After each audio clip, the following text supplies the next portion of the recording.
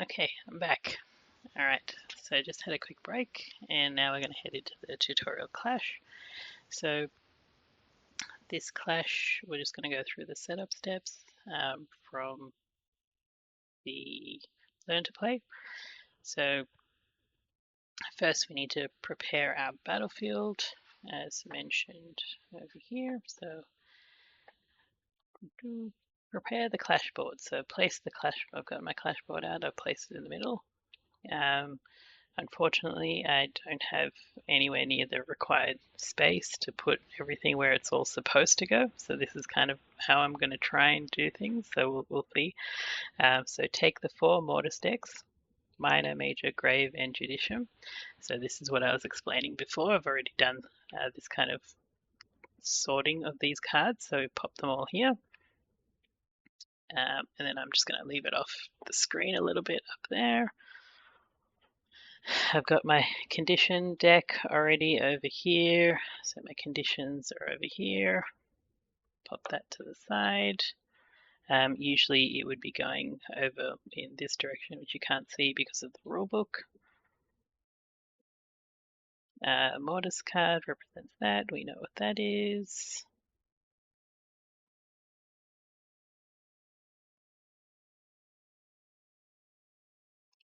Place the knight tokens as well as the attack dice and any power dice within reach. So I've got my little holder over here. So I've got this little thing over here in the corner. And the knight tokens are over here. Put all of these guys over here. Do you know what? I might actually put down here.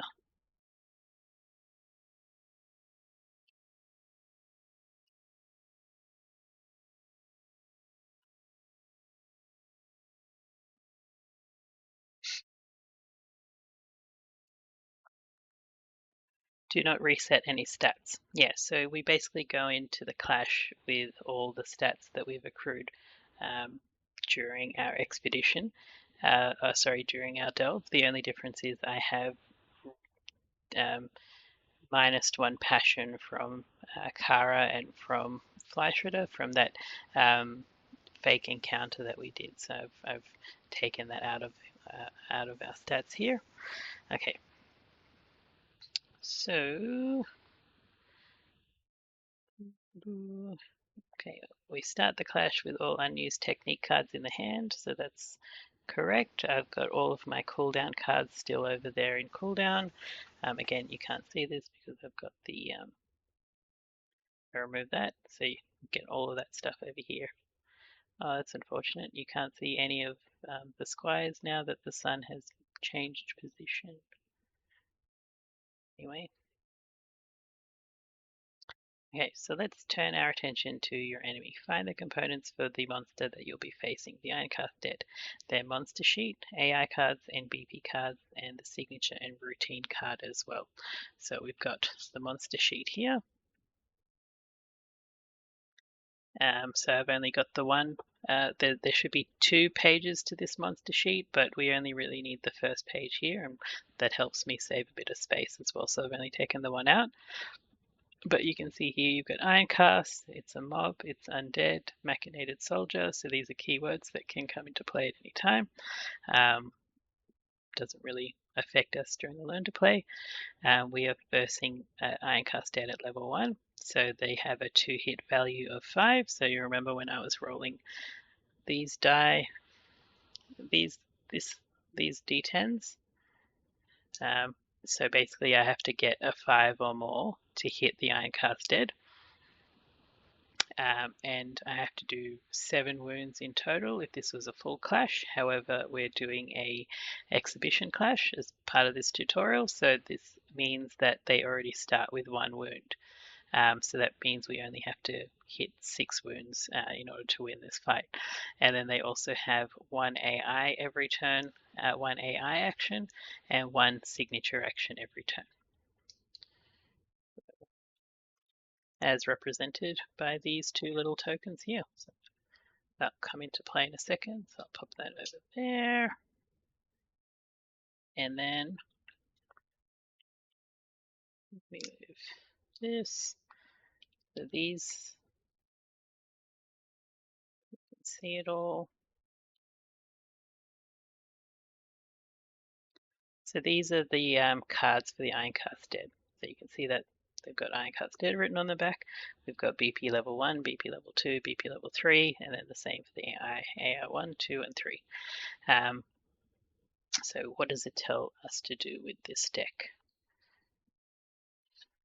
Oh, don't forget to place a negative AT token on the sheet as instructed by the story. So that's this token that we had earlier. So let's place that on the sheet. Take all of the AI cards, divide them into 3 decks, numbered 1, 2, and 3. We've done that. Uh,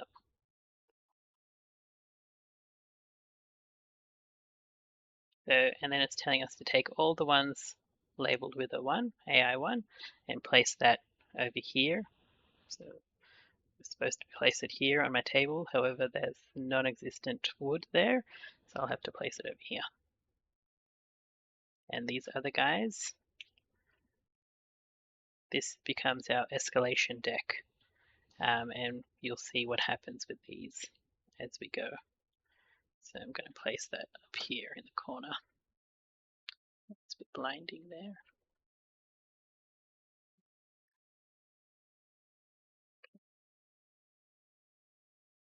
Then take all the BP cards and divide them into 3 decks, also numbered 1, 2, and 3.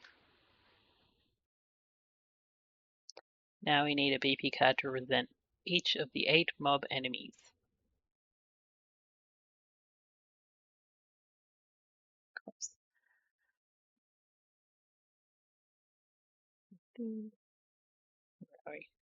Each of the 8 mob enemies. First, take the Bone Squire BP1 card. So that's this guy, Bone Squire. And place it face down on the leftmost one. There.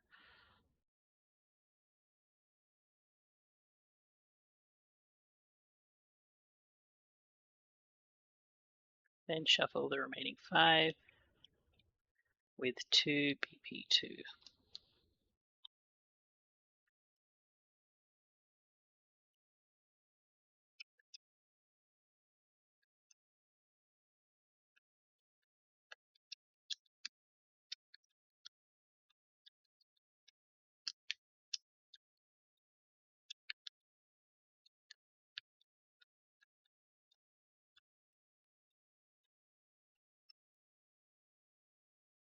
And then place them face down on the track.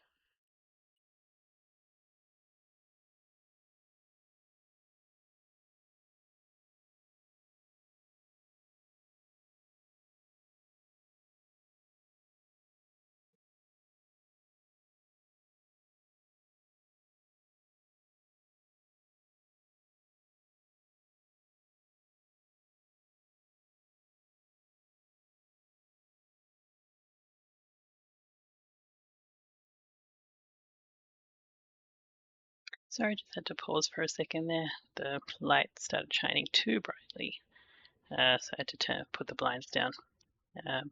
Apologies for the poor lighting, but we'll see how far we can get into this clash.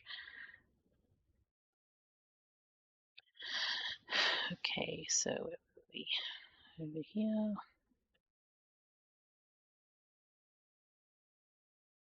Okay.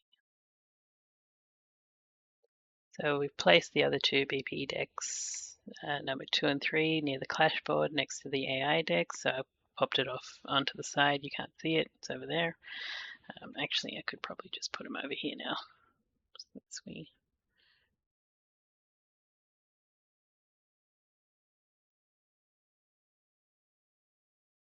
take the 2 activation tokens, AI1 and a signature, and place them on the cards like that.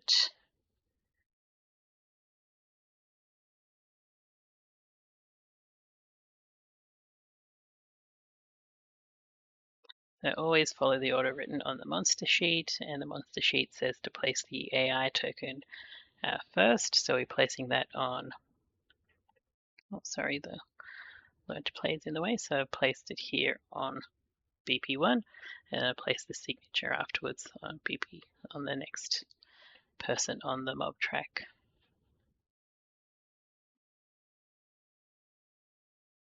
Alright, now it's time to populate the clash board. Take the column terrain cards and place it on one of the available terrain card spaces of the clash board, and place them on the indicated spaces in 18. So we're placing it according to these pictures here.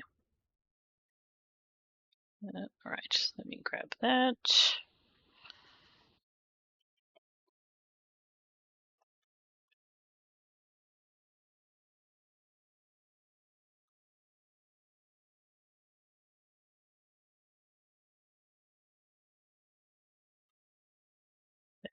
Here's the column terrain card. You can see that it's destructible, it's obscuring, and it's also an obstacle. So I'm going to place that over here because we're running out of room.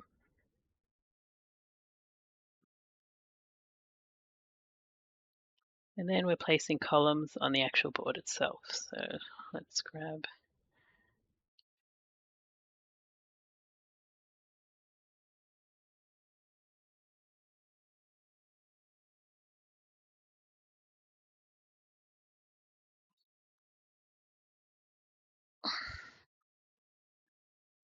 so we're placing one on B2,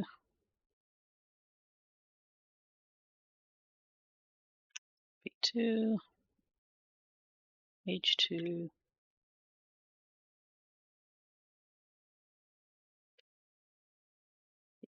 one.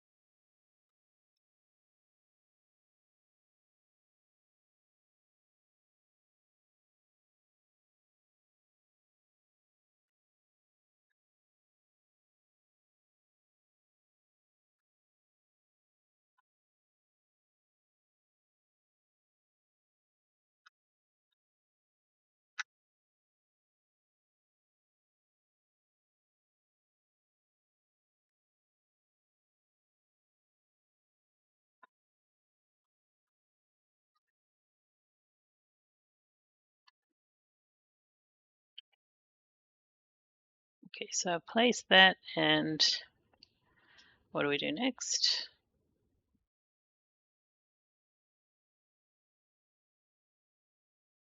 For character minis or standees on the clash board indicated by the diagram. So on our diagram, they're all sort of in this kind of middle cluster.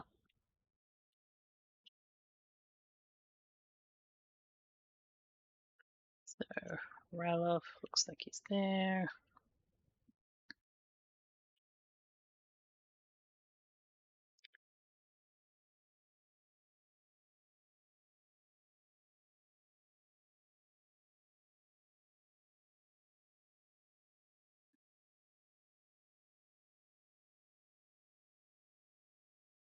Next, take the Ironcast Dead miniatures and attach them to the base rings.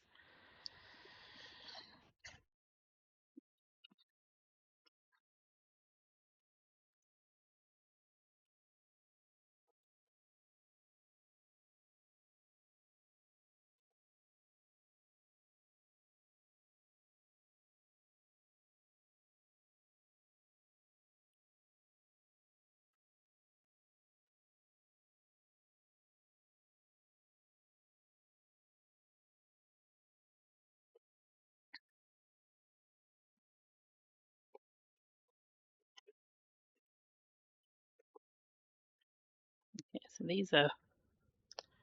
these are my minis. So the first ones I painted for Kingdoms Forlorn. I'm kind of proud of them. They don't really look like, I suppose they kind of look like the artwork, but yeah, the first paint's pretty alright, I thought.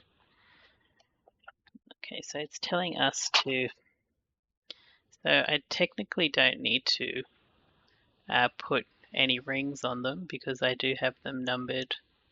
there, like I've written the Roman numerals, but I'll put the rings on just so you get an idea of what it's supposed to be.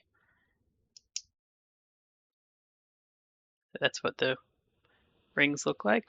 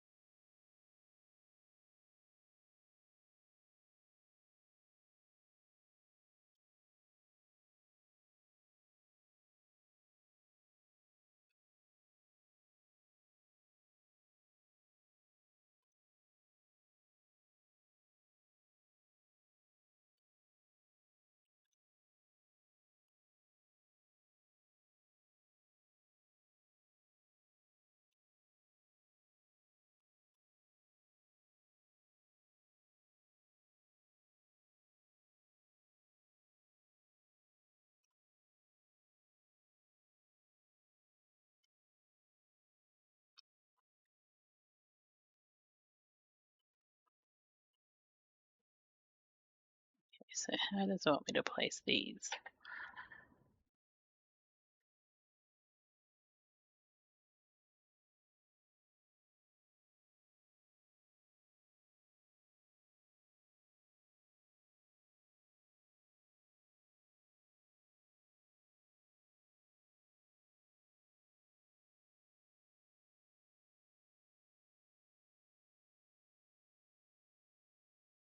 Yeah, okay. I don't think there's any particular order that it wants the learn to play wants me to do, so we'll just do it randomly.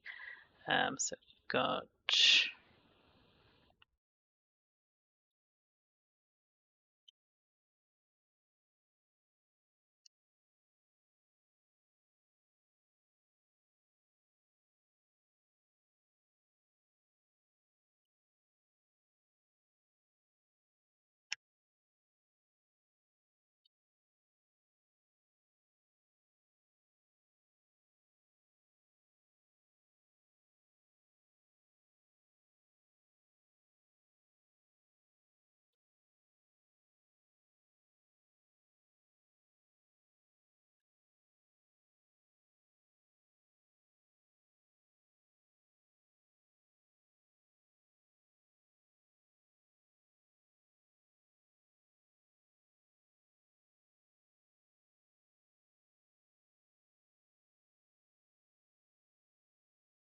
yeah, all right, that's the placement done, and then it's assigning the priority target token to the knight with the highest passion. According to what happened at the beginning of the Del phase, the one with the highest passion should be Kara.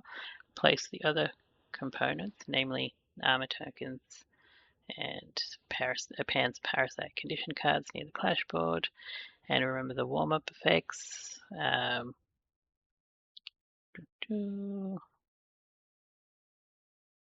so this is this guy, and this is going on to Kara because she has the highest passion.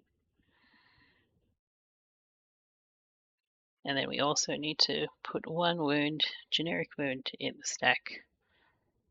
So where am I going to put my generic wounds? Let's place it here. Okay, so the reason I'm putting this wound here is because we're doing an exhibition clash. So if we were doing a full clash, we need to get 7 wounds, but with an exhibition clash, they start with 1 wound already. So technically, we only need to get 6 wounds. And then we have our tokens. So the tokens go into the knight pool, which is supposed to be over here, but I've run out of space over there, so I'm just going to put it on this side.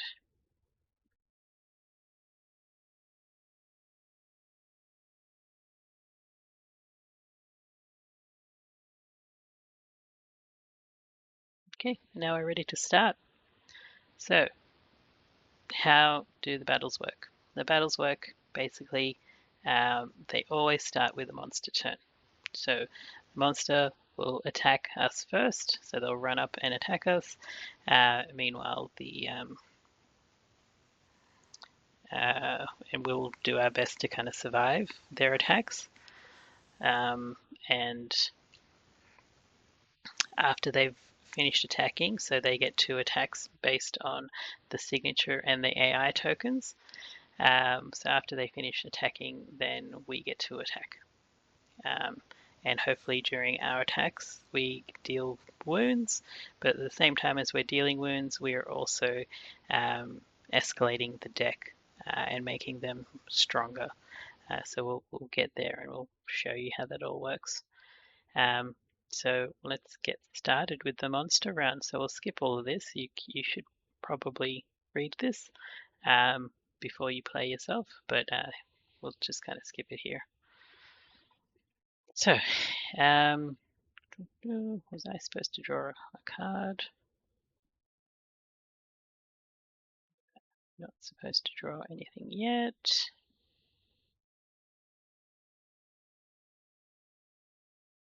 Don't need any of this.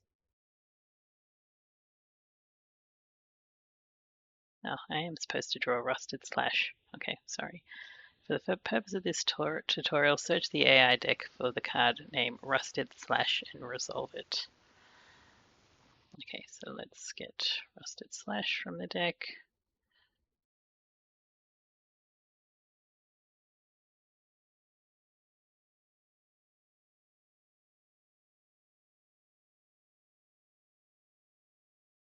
Okay, let's remove this. All right, so this is our clash that's, this is our clash that's set up and ready to go. You can see here, they've got an AI activation here on mob number 1, and we've got a signature activation here on mob number 2. So what this means is if we can find who's our number 1 is over here, he will be activated at the start of the monster round. And then mob number 2, who is over here, will also be activated because he will get the signature activation. Okay, so my bad, I just realized that the small view of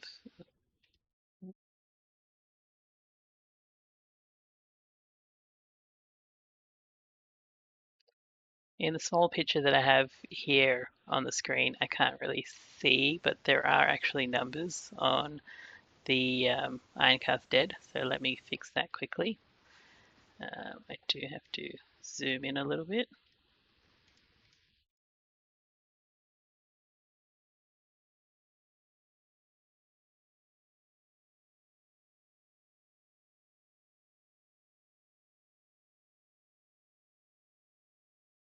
Okay, so 1 is up there, 2 is there, 7 and 8 are over here.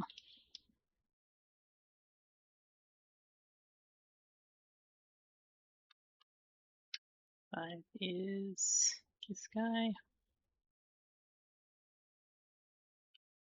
6 is this guy.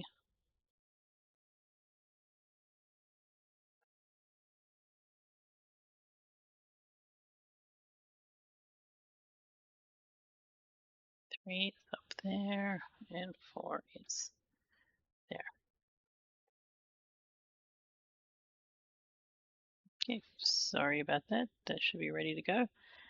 Yeah, so let's get back to this. So at the start of this turn, mob 1 and 2 will activate because they have an AI card there, token and a signature token.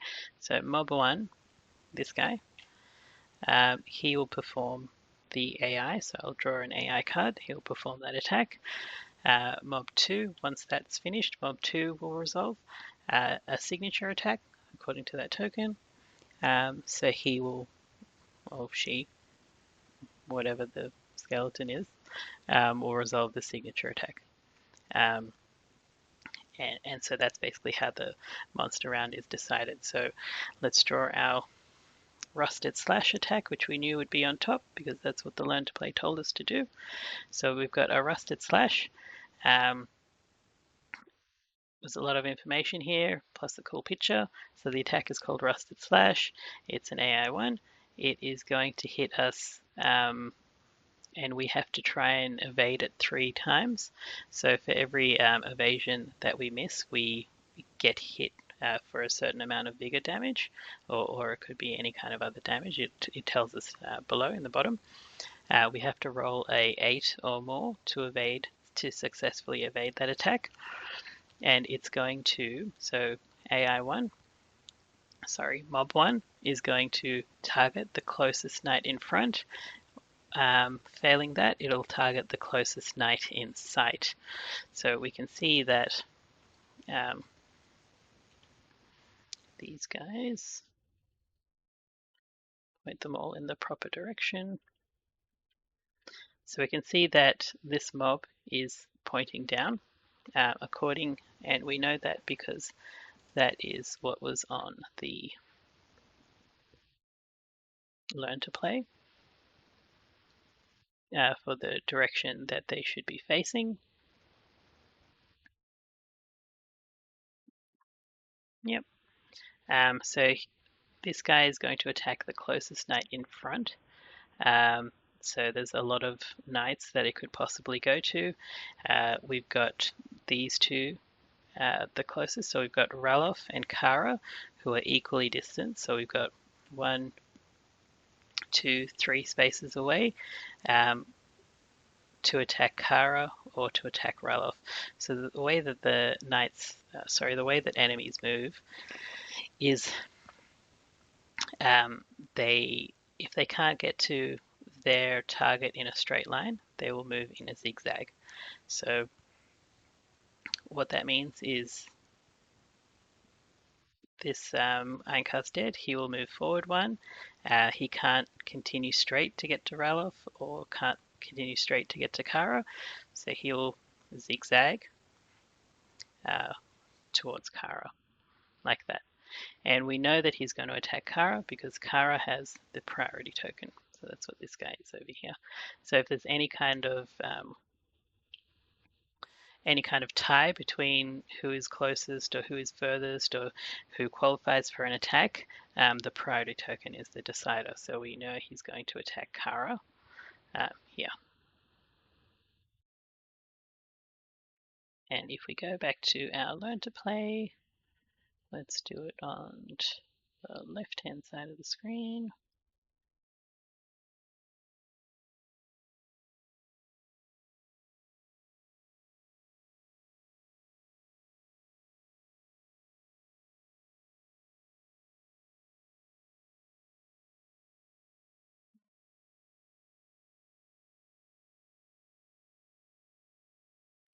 This is telling us the priority target and tiebreaker, which we just had to decide on.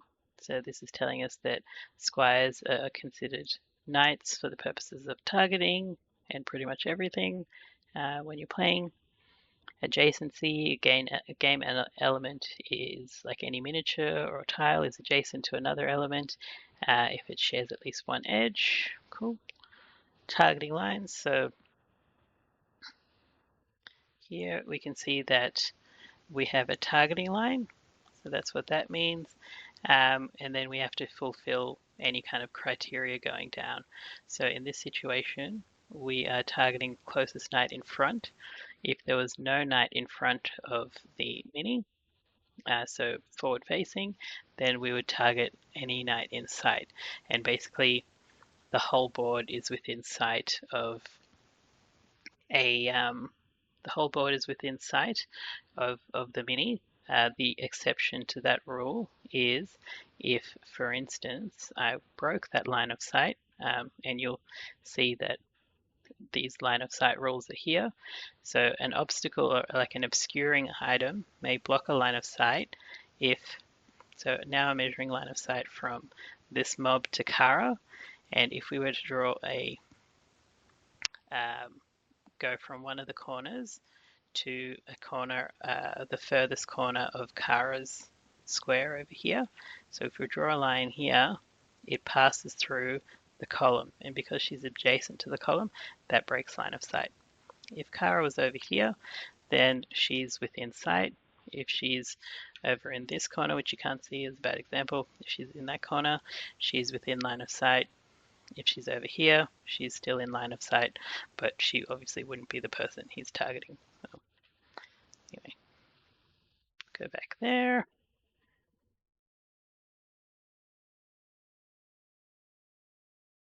So a few other rules here with regards to line of sight, but we don't need to really delve too much into that.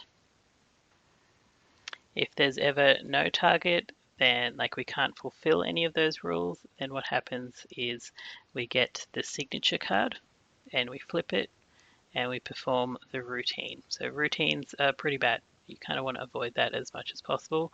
And so you can see here the routine of this card is all mobs move adjacent to the closest knight and they perform Swarm 3. So Swarm 3 is not good.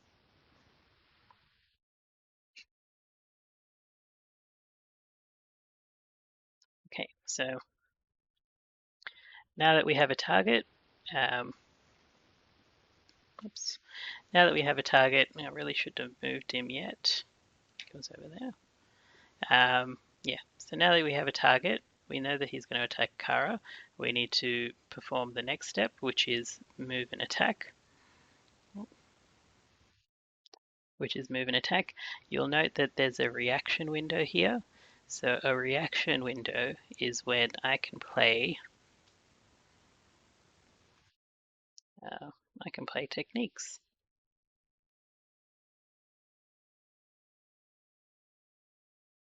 So in my hand of cards here, I have got a bunch of different things that I can do. Um, in this reaction window, so let's go back here to this.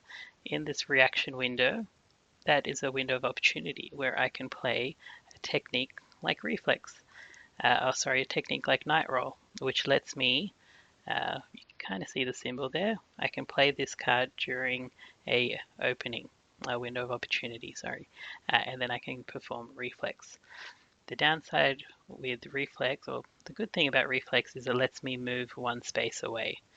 So it's almost like I can do that before the um, the attacker were to kind of target me, uh, or after he targets me. The problem is if I place it now. If I reflex away, so if Kara were to move away one, um, this skeleton has unlimited movement. He's still just going to run up to me. He's already got me as a target. He's just going to run up to me anyway. So there's no point. Or it's just going to run up to me anyway.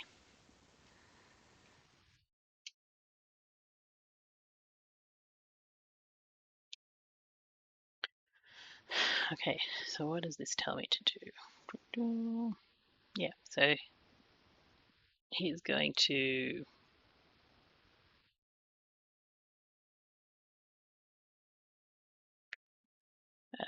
it's going to zigzag to Kara, and then he's going to perform the rusted slash. So now we need to roll 3 evasion dice because we need to evade 3 hits. Except I'm not going to bother rolling because I think it's going to give me a result. Yeah, so let's explain it. So roll we would roll 3 evasion dice, and then any dice where we don't get above 8, 8 or above, is considered a hit. And so for each hit, lose 1 vigor and draw a mortis card. Okay, and then after this attack, they perform gang up 1. Okay. So, as part of the learn to play, where are we? Let's rig the game to keep it simple. If you completely evaded the attack, let's assume you still lost 1 vigor. Now you can familiarize yourself with this symbol, which is the mortar symbol on the AI card. So Kara has lost 1 vigor, and then remember that because we've lost vigor, so she's gone from 10 to 9, so she's now in this kind of mortis, minor mortis level, which means her heat goes up to 4. Her heat limit goes up to 4, so we're going to move her heat limit up as well, which you can't really see at the moment, but rest assured I have done so.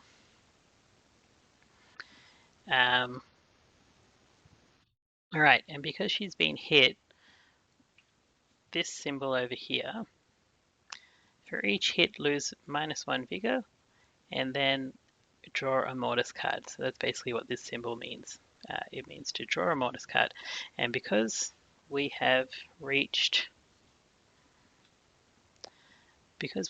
the minor mortis level, that means we draw a minor mortis card. I don't think I'm going to actually draw one because I think it's going to give me one.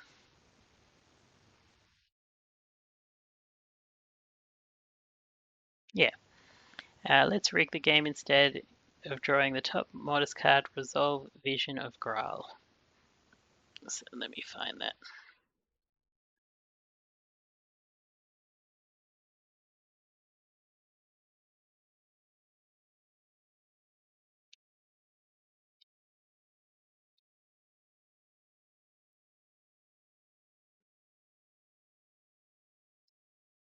So this is what Vision of Graal is. We gain 1 passion. So we're gaining 1 passion there, and I've increased my passion.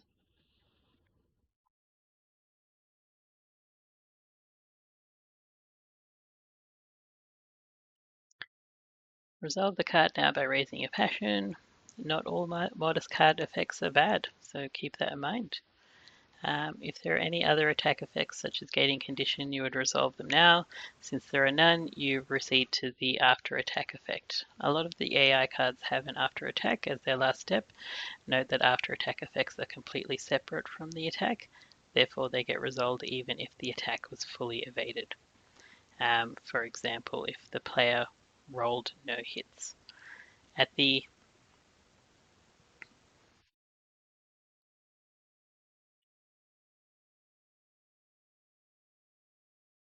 the end,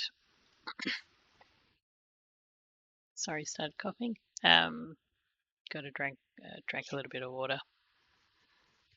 Okay, so where were we? Yeah, at the end of Rusted Slash, the Ironcast Dead performs Gang Up 3. So this is what it's talking about, Gang Up 3. So we perform the move and attack, and now it's going to Gang Up 3.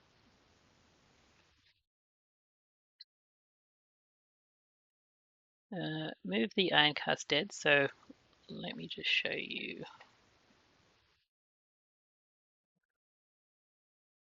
If we go over here and we go to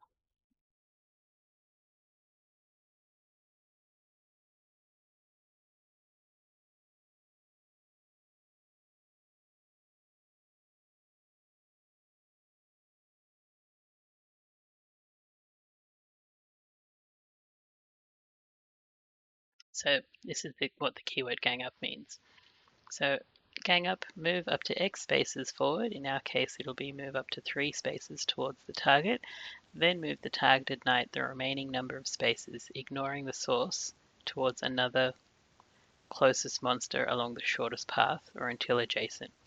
Treat this as involuntary movement. If the target is already adjacent to another monster, they suffer knockdown instead of being moved. Afterwards, the source always moves adjacent to the target. If the target would end this space on a space occupied by the source is displaced to the previous space the knight moved through. Okay, so how does it want us to resolve it? So this kind of resolved badly in the original Learn to Play, but now I think they fixed it, so it kind of shows the correct movement. So gang up, the Ironcast Dead is already next to Kara, which means that as per gang up rules, move the iron cast dead. In this case, the monster won't move because it's already adjacent. Then move the targeted knight the remaining number of spaces, in our case 3, towards the closest monster along the shortest possible path. So we've got a few monsters to choose from, I guess. Like you've got one up here, you've got one over here, but the closest monster is obviously number 3 there. So she'll move 1, 2, and um, and the Ironcast Dead will follow her and move adjacent at the end of her movement. So there. So that's what Gang Up will do. And that's the after attack effect. And then just noting here, if she was already adjacent, so if Kara was already adjacent to another monster and Gang Up triggered, it would actually knock her down, which is not good.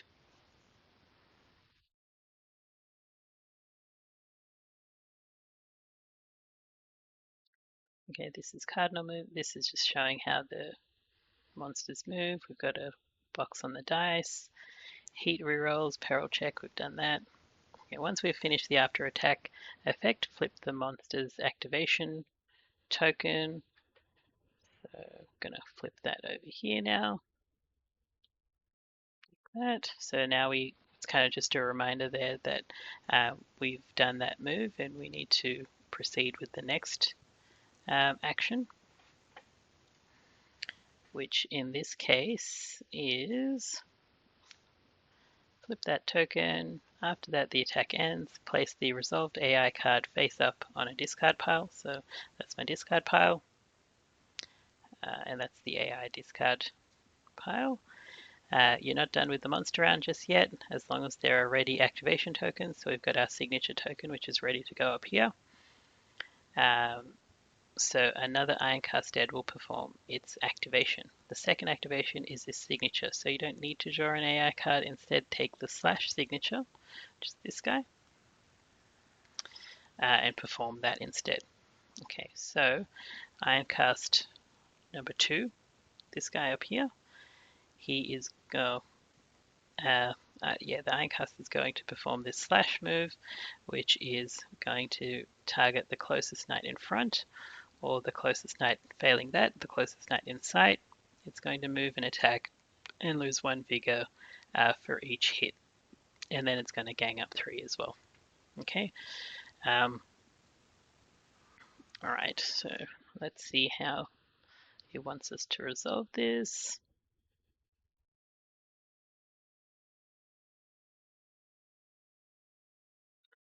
Okay, so now we have a situation where it's going to attack the closest knight in front.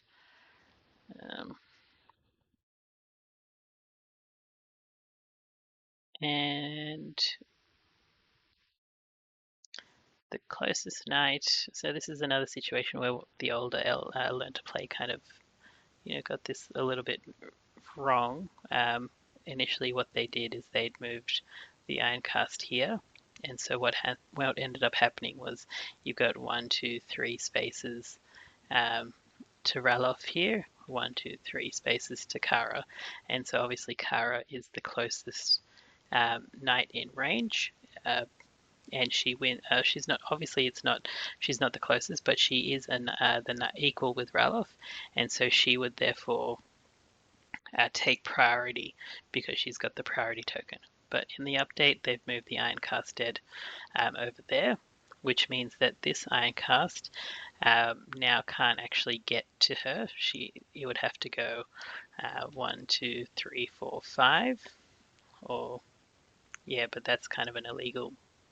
It wouldn't do that basically, or it would just move straight to Ralof in this situation. So it's just going to move straight to Ralof. So that's going to be the target there.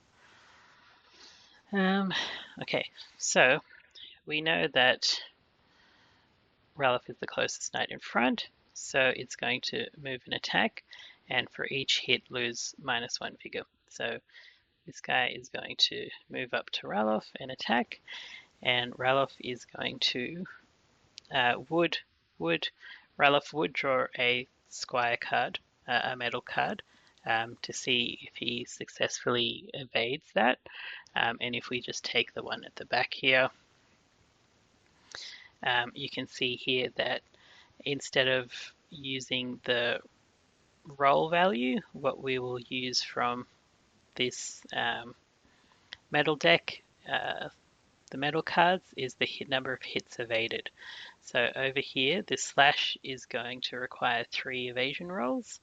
And over here, if he were to draw this metal card, he would only evade one of them. So he'd still get hit twice. So that's how the metal deck works for squires and evasion. I'll pop that in the back again. And then I believe it will give us a metal card. So squires do not roll for evasion. Instead, they draw the top card from the metal deck and check the hits evaded. This number instantly tells you how many. Let's assume your squire still lost 1 hit point to see how squires tackle peril checks. Their answer is they don't draw any mortis cards. And they don't have any peril check unless their vigor drops to 0, in which case they draw a Judicium card. So let's say Ralof got hit, so he gets hit for -1 vigor. That goes down. And then the after attack happens now, so he gets a gang up of 3.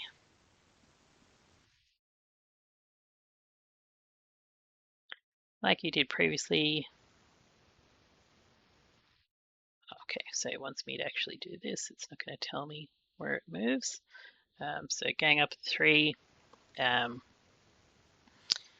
We've got 1 over here, so mob 1 is probably the closest. Mob 2 is already adjacent, so we have to move 1, 2, and then the mob will move adjacent, but he's already adjacent, so that's that resolved.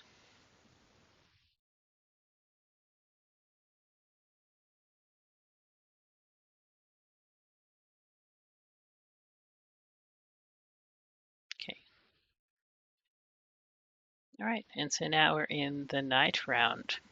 During the night round, you are free to take your turns in any order to make the most of this tactical situation. Knight's turn consists of 1 combat action and 1 movement action. At the start of each knight's turn, the knight should resolve the refresh step, which includes heat refresh and card refresh. To resolve it, simply first lower your current heat by the amount equal to your knight's heat, and then return that to your hand.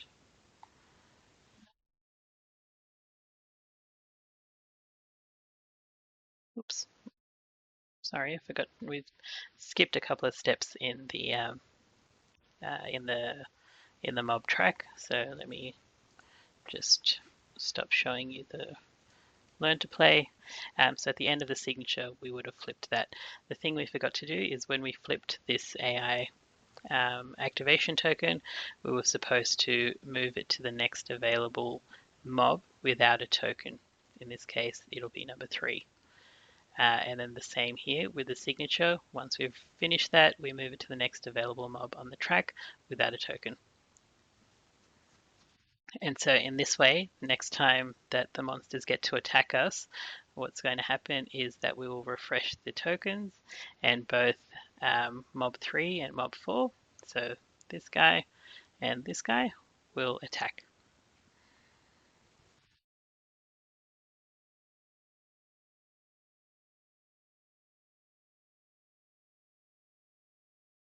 Okay, so the night round. So 2 knights are equipped with melee weapons while the squires don't have any gear. So everyone must be adjacent to a monster to attack it for now. That hopefully shouldn't be a problem. Okay, so let's have Flash Ritter engage Mob 1 to avenge the heinous attack on Kara. As you only have a melee weapon, you first need to move into adjacency. Flash Ritter has a speed value of 4, meaning it can move up to 4 spaces. That's enough to reach Mob 1 to move. To move, use your movement action and simply move the knight the required number of spaces towards the Ironcast Dead. But first, we do also need to card refresh and to heat refresh. So Flash Ritter had gone up to, get rid of this. So he'd gone up to 2 heat and he has a refresh value of 3. So we're going to decrease his heat, and then he also gets to pick up 1 card based on his card refresh value, so of 1. So let me just show you those. So he's got a heat refresh value of 3 and a card refresh value of 1. So he gets to reduce his heat by 3. He was at 2, so now he's at 0. And then he had 1 card on cooldown, so he's allowed to pick that up.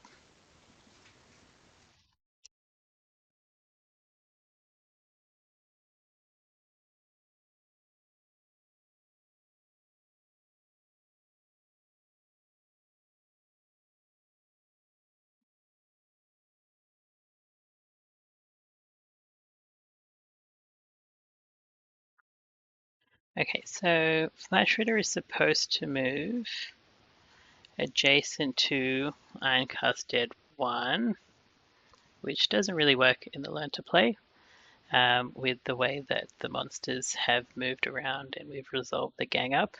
So let's just say we have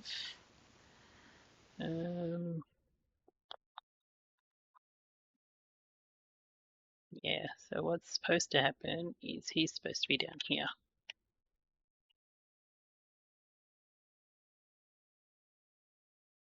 This is kind of why there's a few issues with the Learn to Play still, unfortunately, because otherwise, if this guy was over here, the way that it's scripted, he can't actually get over there because he can only move 4 spaces. So with the way that the Learn to Play originally worked, we had the Ironcast Dead over here, and yeah, he would end. Ralof would end up over here or something. I don't remember. It's been 6 or so months, but let's just play it how it is like now, just so we get an idea. So we've got Flash Ritter moving up there to perform an attack.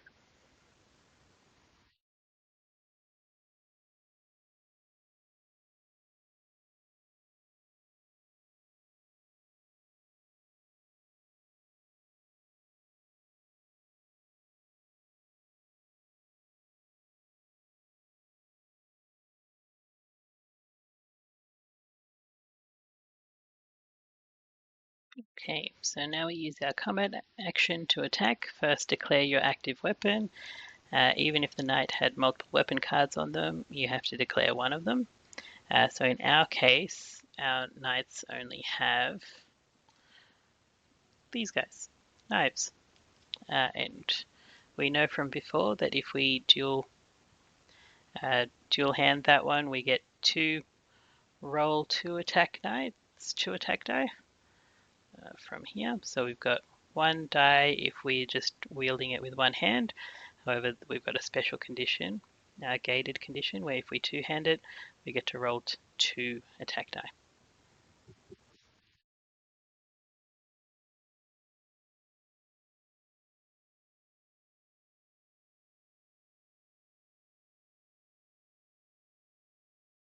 Then raise your passion by 1. So his Flash Ritter's passion is going up. Unlocking more abilities from our heroic arc. Next, check the attack die. Initially, we can only roll 1. However,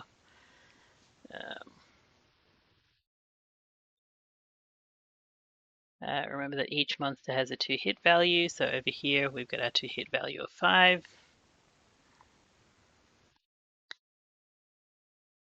Some weapons also grant you precision bonus. In this case, we don't get any bonus from the knives. The bonus is represented by this number here. So this one here is a +0.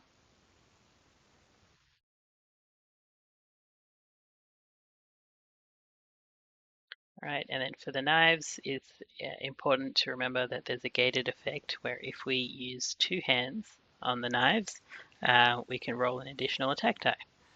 Since Fly Shredder has no other equipment, there's no reason not to activate this effect. So we get to roll 2 attack dice. And I believe it's going to roll the dice for me.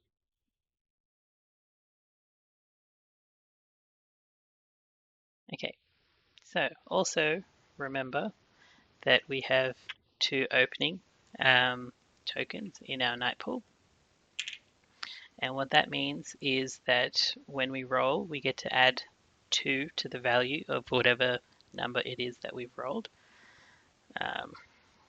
And in this case, what's going to happen is they're going to tip the balance. We're going to have rolled a 3 on both of our dice, and that's just enough to hit considering the 2 opening tokens. When you hit the monster, you get a chance to use some of your abilities. This happens after the attack roll, but before you draw in a BP card. This is part of the attack roll sequence that's called the first ability window. One such ability is Pushback, which Fly Shredder will be able to perform once his passion rises to 4 or more. So it's basically telling you about this. So that ability there, so you can kind of see it. It's basically a hand with an arrow coming out of it, and that's a pushback. And so with pushback, you can use it in the first ability window, or you can use it in the second ability window. So I'll go into that a little bit more. Basically, as stated just now, the first ability window is before you reveal. So you've hit, and before you reveal the BP card.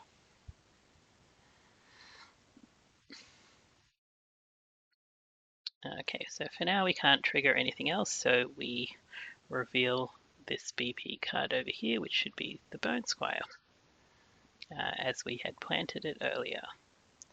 So on the BP card, you've got a couple of different things.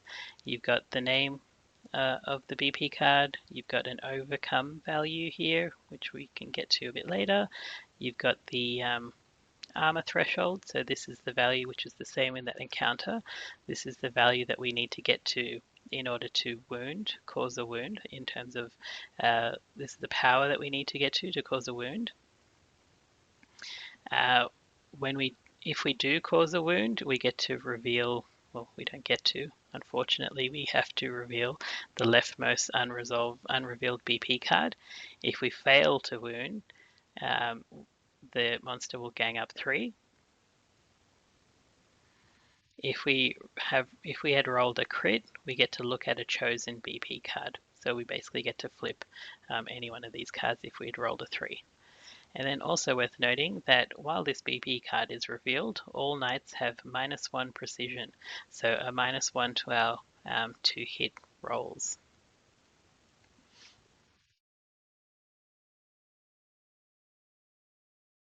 Okay, so that's basically what this is. So because we hit twice, we get to roll 2 power dice, but then we also get a third because of Fly Shredder's portrait die. And I think there's no point in rolling because it's going to tell us what we got. Yep, so for now, let's say we had rolled the following results. So we got 2 here, 2 power there, 1 power from this one, also a break, and 2 hope. Every power symbol counts as 1 power. Every cup symbol is a potential for 1 additional power, provided you have enough break tokens in the pool. Depending on whether or not you succeeded the virtue test, there may be 1 break token, so there is a break token for us. So with this roll, we have actually gotten 4 power. So 1, 2, 3, 4, because we can convert this one into a power. And then that's how we come into this overcome and overpower effect, which you can't quite read, but actually you might be able to see it on the other. Yeah, so this overcome, overcome 2+ means we get to put an extra power token in the power tokens of these guys. in the um, pool, um, in the night pool for the next person to use. Uh, so this would overcome only triggers here. So if you fail to deal a wound, but your total power was X or more, so in this case of the Bone Squire, if it was 2 or more, resolve the overcome effect. So if we had failed, but we had rolled a 2 or higher, we could add a power um, for the next knight who was attacking. Uh, in this situation, it doesn't really make much sense because the armor threshold is a 2 and the overcome value is a 2. So it might not make sense to you right now, but if we look at the monster sheet, does it have an example? No, they don't have the monster sheet. But basically, as you level up and you fight uh, the next tier of monsters, you have to add um, you have to add armor to their BP cards. So the Ironcast level 2, for instance, says to add +1 armor to each BP threshold, AT threshold. So for something like the Bone Squire, we would need 3 to wound this one. So if we didn't roll 3 and we had only rolled 2, then we would have failed to wound and we could you do the overcome effect. But yeah, so now we have wounded. You've dealt a wound that is enough to kill the mob monster, but don't expect Ironcast Dead to sit idly by and just take it.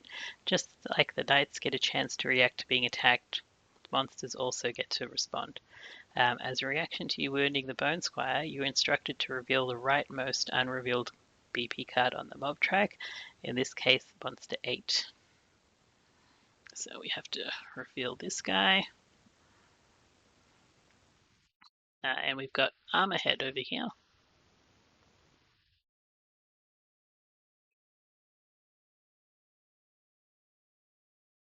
If you encounter any immediate effects you didn't know how to resolve on the revealed card, refer to the keyword list on page 41.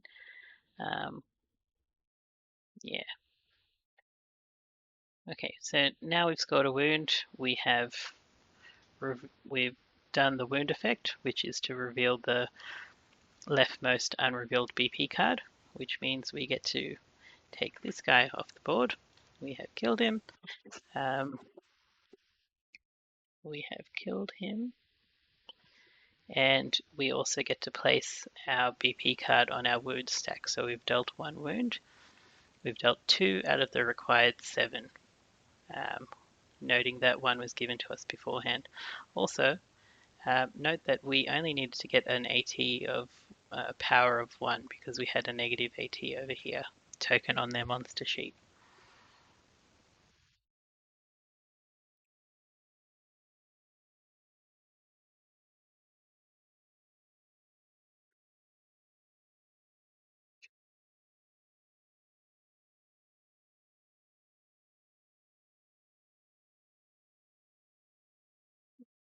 I don't think it actually told me that. But yeah, that's what that does. Anyway, so we've scored a wound. You win a clash as soon as the number of the wounds stacked equals the number of total wounds, which I showed you. Every successful dealt wound enrages the Ironcast Dead, causing them to escalate. As clashes progress, monsters become more dangerous and harder to kill. First, go through the AI deck. Take out the first card you find that matches the level of the wounded BP card. So we've wounded a BP 1, and there's an AI 1 card here. So we're going to take that out of the deck and we're going to replace it with an AI2 card.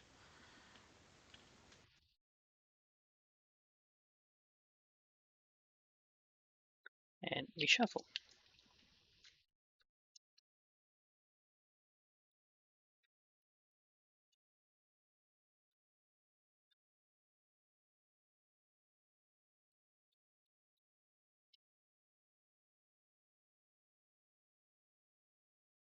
So AI2 cards and AI3 cards are obviously more powerful and can affect more people knights, for instance, or they can chain into a bunch of different stuff. Um, so that's what it's bad to get higher level AI cards in your deck, but you have to at the same time.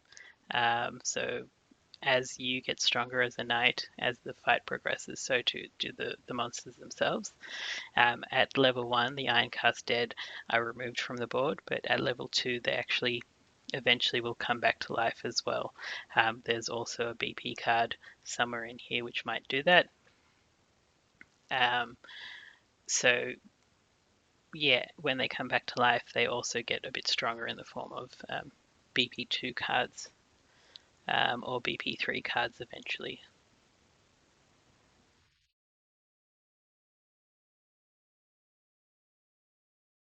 Okay, almost done with the attack. After performing the escalation, you have to clear all tokens from the night pool. So we're clearing the 2 opening tokens and the break token.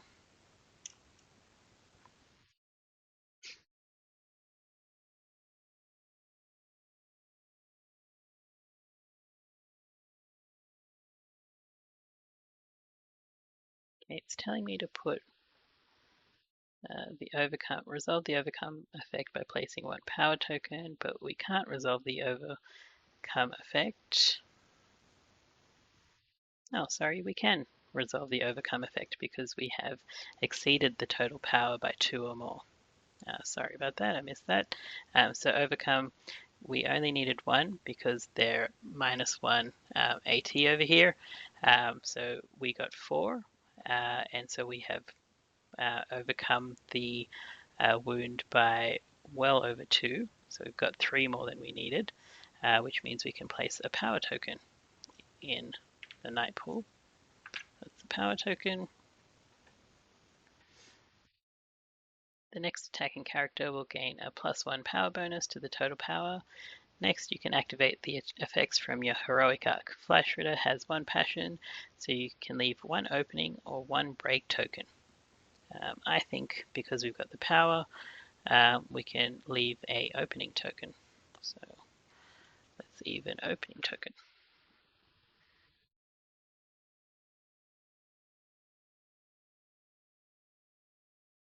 Okay, so now we're told to use Bianca for an attack. And we're going to get an idea of how squires work here. So I think we can get rid of this now. We can just kind of play. Yeah, so we can get rid of that now and we can do our own thing. So I've got Bianca. We'll use her to attack the next mob. Um, we know up here that uh, mob 3 and mob 4 will attack next. We also know that mob 4 and mob 6 are the 2 BP2 cards. So because it's a BP2 and not a BP1, we know that BP2 is probably going to be stronger and we'll need more power to kill those guys. So technically, because we only need to get another 5 wounds, we have 5 BP1. Yeah, 1, 2, 3. We have 5 BP runs, including the last one. Yeah, so 5 BP ones left that we could use to kind of game the system a little bit. We only need to kill those guys, and those will be easier for us to hit. Um, so let's do that. So this guy is 2, this guy's 3. So she could go up there and attack him. She could, she has a, what's her movement? Her movement is 4, so she can move 4 spaces. She could move if she really wanted to go down here, go over there. She can't attack any of those guys. Um, if I go up here and attack there, number 2, on Ralph's turn, he could move 4, so he could move up there, or he could move over there, so we could do that. We could go down, we don't want to go down to 4. And if I go down to 5 or if I go down to 6, there's a high chance that, I'll be swarmed and there'll be a gang up on me over there. So How about I do this? How about I go there and we'll attack this mob 2. So to attack, I need to get a hit value of a 5, but I have 1 opening, so I just need to get 4 or more. So I'm going to draw my medal card, and I have rolled a 5. So she hits. We'll pop that at the back there in the discard. She's rolled a 5, which means we get to reveal this guy. And it is another Bone Squire. So that's the Bone Squire. We need to get a AT of 1. We need to get a power of 1 because we have the negative AT on the monster sheet, which was given to us by the Learn to Play. We've got a bonus power over here, so there's technically no way that we can not get this unless she gets the critical miss, but there is something we can do if that happens. So let's draw her power. And her power is a 2. So she gets 2 there, plus 1 over here. So she has a total power of 3. I don't have any of these clues to spend to increase the power, but there's not. I don't really need to because we've exceeded the AT threshold anyway, which was at 1. So we've done 3 again, and that means we get to, because we have wounded and we've overcome it by 2 or more, we get to leave a power token behind. So I'm going to keep that guy there. I also forgot to increase her passion as usual. So increasing her passion to 1 means she also gets to leave some stuff behind at the second ability window. So let's do that. And the wound response on this Bone Squire is the same as the other one. So we reveal the rightmost unrevealed BP, and that's this guy, number 7. Okay, and we'll pop that on the wound. We will replace this. Okay, we have to escalate the AI deck again. So we remove an AI1, replace it with an AI2, and shuffle.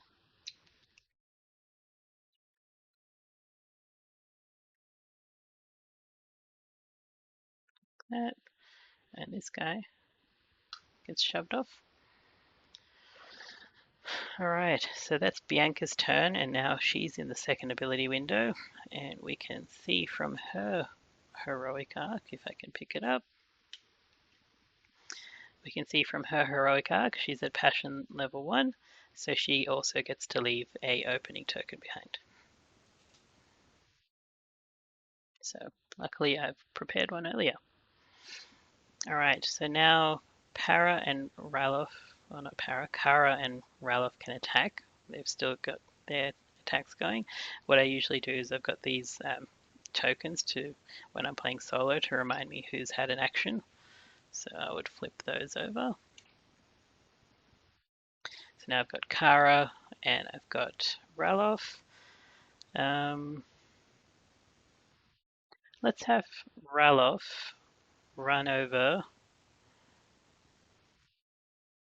to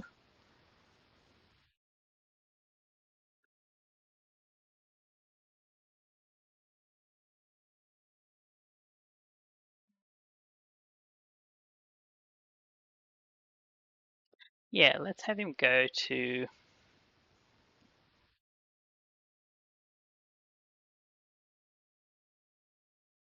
actually, let's have Kara attack first.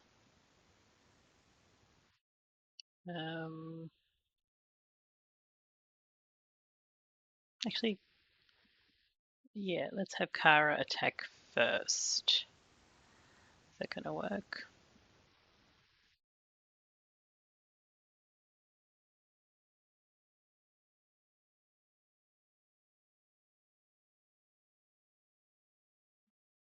Actually, no. Let's just go with Ralph. Ralph will go here. So he can move 4 spaces. He's only needed to move 3. And then we're going to see if we hit this guy. So again, we only need to get a 4 or higher. and he's rolled an 8. So he hits the armorhead. Unfortunately, the armorhead has an instinct response.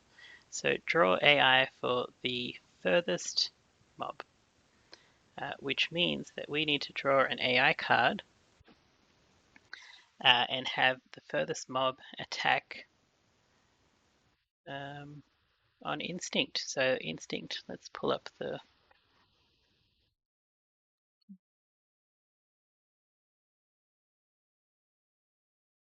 rulebook.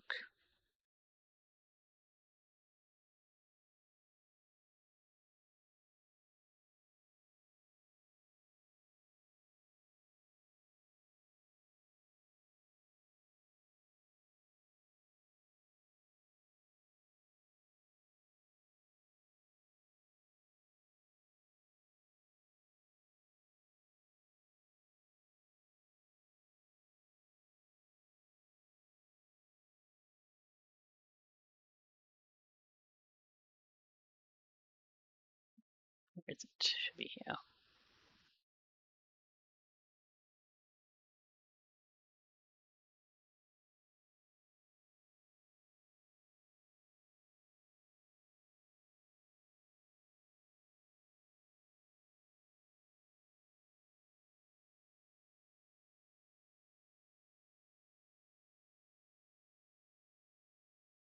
Sometimes a monster will also have an instinct response that you have to resolve regardless of the power roll result, and in addition to any other normal responses. The only exception is when you roll a critical, which makes you ignore it. So basically, this guy, because we're attacking him, his instinct is to get the furthest AI to come and attack the person who has attacked him. So let's get rid of the rulebook, and we're going to draw. So again, over here, we have an AT value of 4 minus 1 due to the negative token, so we need to get 3, but then we've also got a bonus power over here, so we're looking pretty good. We should be able to get 2, hopefully. So let's draw this. We have a power of 1, which unfortunately doesn't get us to 2, but what we do have is the ability to spend a clue. So over here at the bottom, if we spend 1 clue, we get 1 power. Luckily, Ralof has been collecting blue clues. So let's spend that one. We'll throw it over there to discard it. He's now reached 2 power plus 1 power here, which gives us 3. So he has successfully wounded this guy. Pop that metal card back. So he's successfully wounded this one, which means that this will go on the wound stack. Yeah, we'll go on the wound stack, and we have to replace an AI card with an AI2. Oh, actually, this happens after.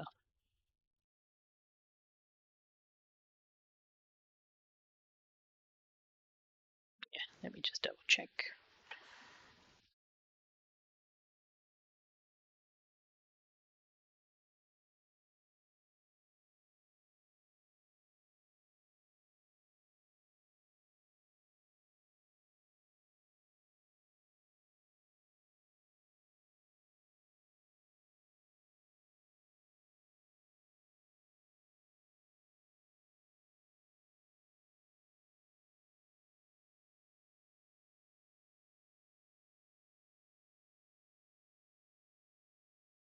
Oh no, it does. Okay, so we will get rid of that. Grab this guy. We will escalate the deck.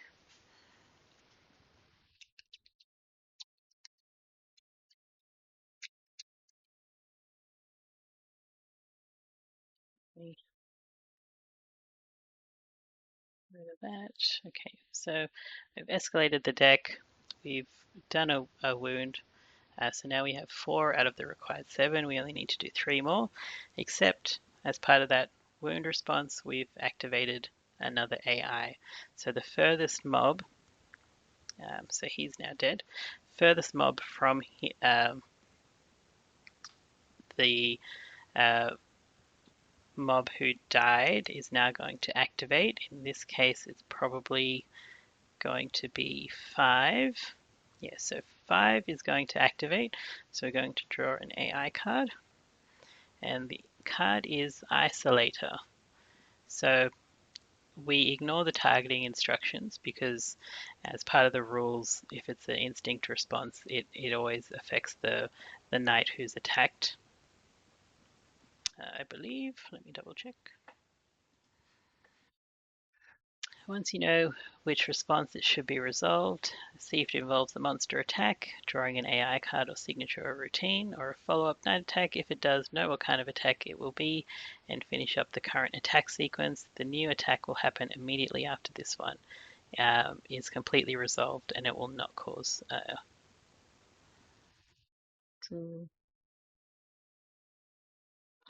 unless stated otherwise, responses are resolved by the monster against the knight. Yes, so the knight who attacked. Okay, also I forgot to leave some tokens behind. So his passion has gone up to 1. He can leave a opening token, so we'll leave that token there. This guy goes away. Okay, so Isolator. This guy is going to run up to Ralof, and if you are not adjacent, so skip the targeting. If you are not adjacent to another mob, gang up 3. For each hit, lose 1 vigor and draw a mortis. Okay, so we are going to draw he's going to go up here. You can just teleport because we should probably do it properly, right? So it goes there, there. And we have to roll 3. We have to get 3 evasions. So what did we get? We got 2. Okay, so for each hit, if you're not adjacent to another mob, gang up 3. So he's going to gang up 3. So 1, 2. Then move adjacent. And we are going to, for each hit, so he got hit once, lose 1 vigor. 1 vigor. All right. And then after attack, also gang up 3. And the problem now is that Ralof is already adjacent to number 7, which means that he actually gets knocked down instead, which gives him the knockdown condition, which is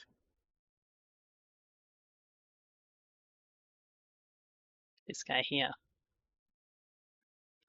Okay, so you are knocked down, falling down. You are knocked down, place your miniature on its side as a reminder. You cannot move voluntarily, attack, or use actions, active abilities, or techniques unless stated otherwise.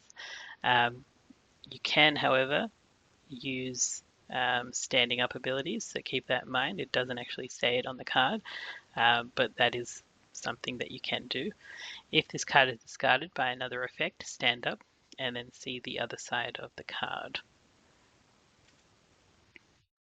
So, yeah, that's the end of Ralph's turn, who is unfortunately knocked down, but there is something that we can do about it later on. And now we've got Kara. Kara can move. Kara can move 4.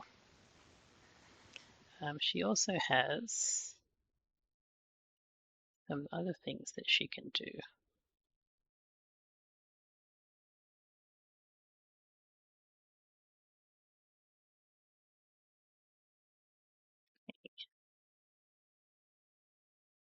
Let me look and see. So I'm looking at Sprinting Charge, which gives her the ability to do Rush.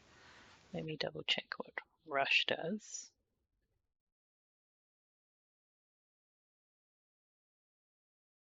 been too long since I played the game. I've forgotten all of the keywords.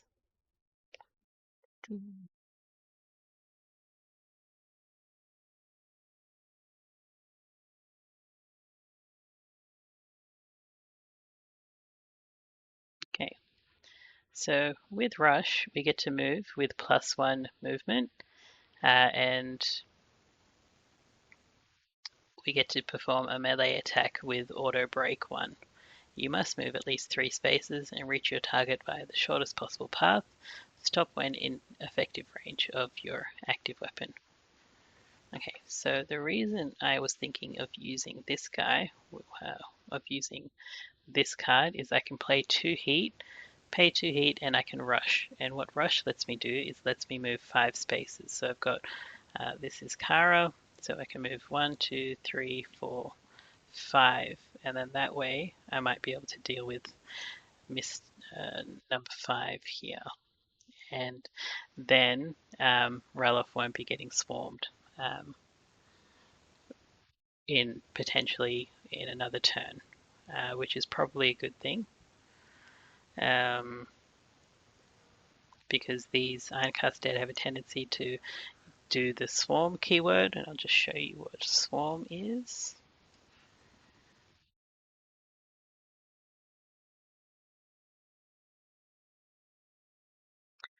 The attacked knight loses -1 vigor or -X vigor, depending on what the X value is, for each other adjacent monster. So what Ironcast Dead like to do is they like to kind of herd you into the corner and surround you, and for each monster nearby or adjacent, he would lose vigor. So let's have Kara rush off over here to help out our mate. Also worth noting, I forgot to do her refresh, so she refreshes heat. She gets her card back.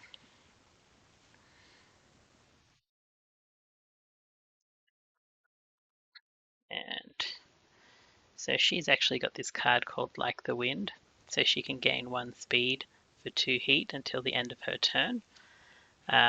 Or I could use the rush ability. So rush ability, the other stipulation to rush is I'm using my movement anti-attack ability. So it's more limiting in that sense, but let's go for it.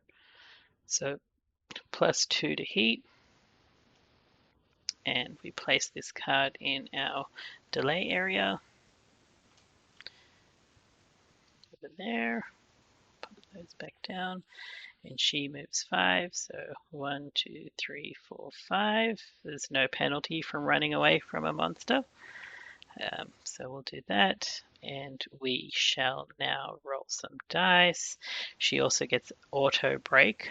So if we open up the learn to play,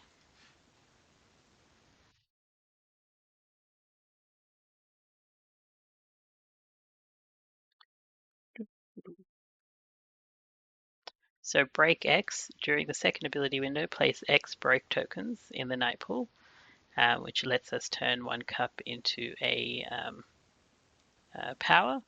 When we add auto in front of it, that means we get to add it in the first ability window, which means we're allowed to use it in the power roll. So that means, yeah, instead of leaving it for the next night, we get to use it ourselves, and it's thematically kind of cool because she's running up to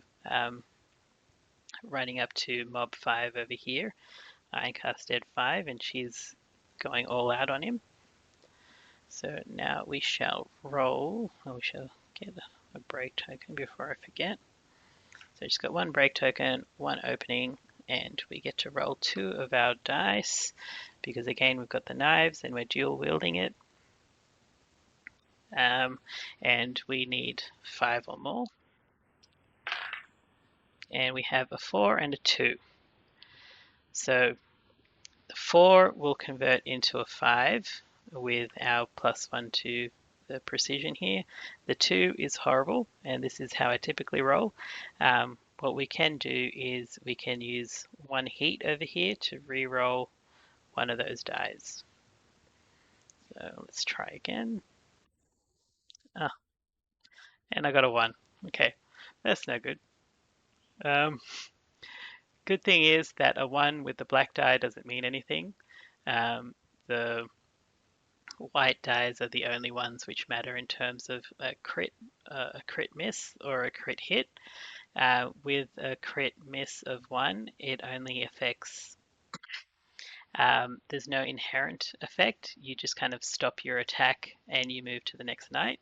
Um, but it can cause a little bit of a cascade if you've got, items equipped where you lose something upon a crit miss, or if a monster has a response where you have something with a crit miss, like it interacts with other things. Otherwise, there's no inherent thing that occurs automatically. Anyway, so we hit once, which means that we get 1 die from the hit and a second die from her knight. Her knight portrait, and we also get to increase her passion by 1 as well. Almost forgot. And we're revealing BP card 5. Okay, this is not good. So it's an armor head, and an armor head has an AT of 4.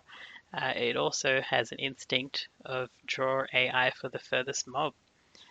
So this is going all wrong.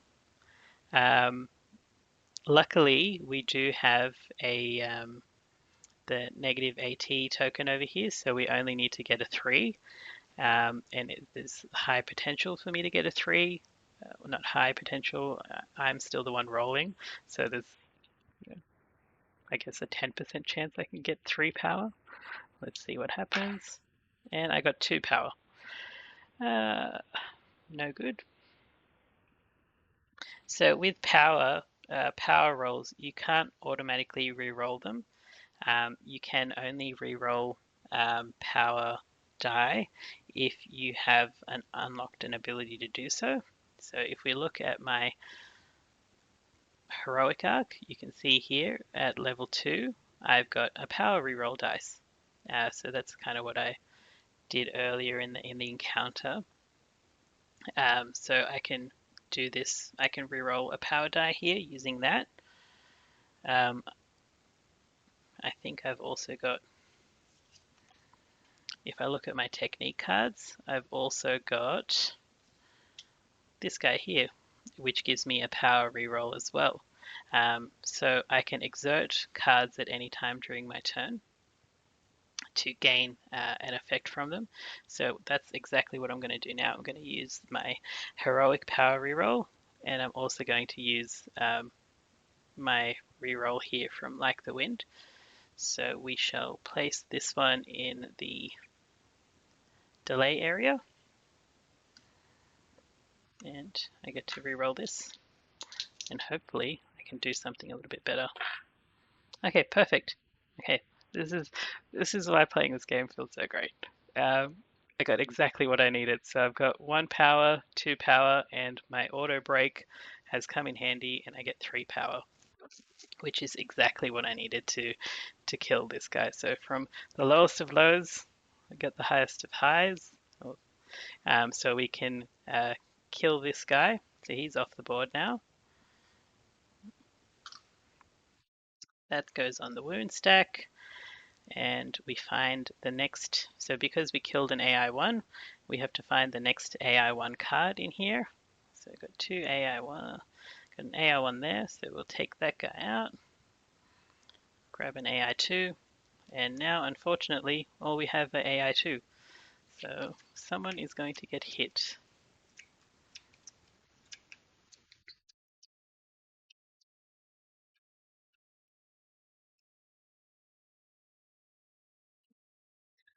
Alright, so now her Kara's second ability window kicks in, so she can leave a break.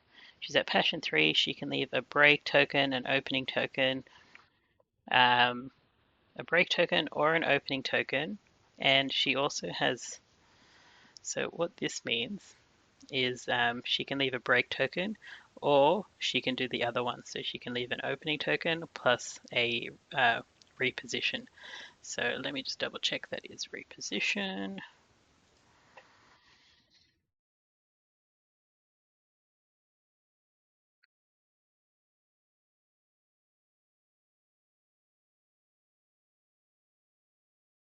Yeah, reposition.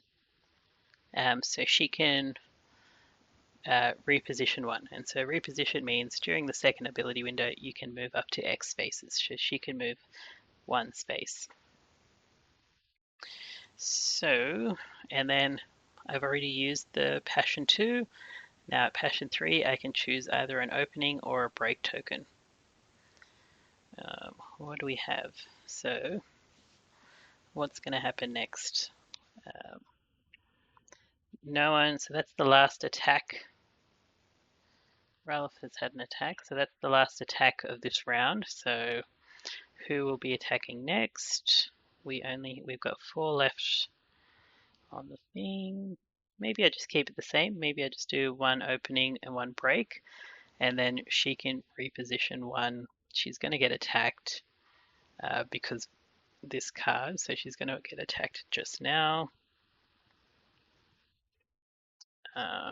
So this guy's probably going to attack her. She can reposition 1. Maybe if it's going to be a gang up of 3, it doesn't really matter. Maybe we can just move her over here. Yeah, that'll do. All right, we'll see what happens. AI 2 is going to resolve. Flanking strike. So we've got a 3 evasion dice roll. We need to get 9 or more, which is going to be impossible for me. Over here we have the closest 9 in front. Again, doesn't really matter because we're going after Kara due to that roll. The wounding, sorry. Move and attack. We've got a heat gate here. So if her heat is higher than 3, which it is, 3 or higher, we resolve it such that it's -2 vigor each hit instead. So she could potentially lose 6 vigor right now. And then she's going to get Swarm 1 and knockback 3. So let's resolve that now. So 1 there.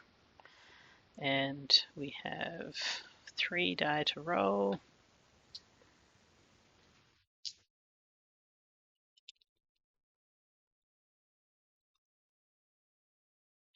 Yep, exactly what I knew would happen has happened.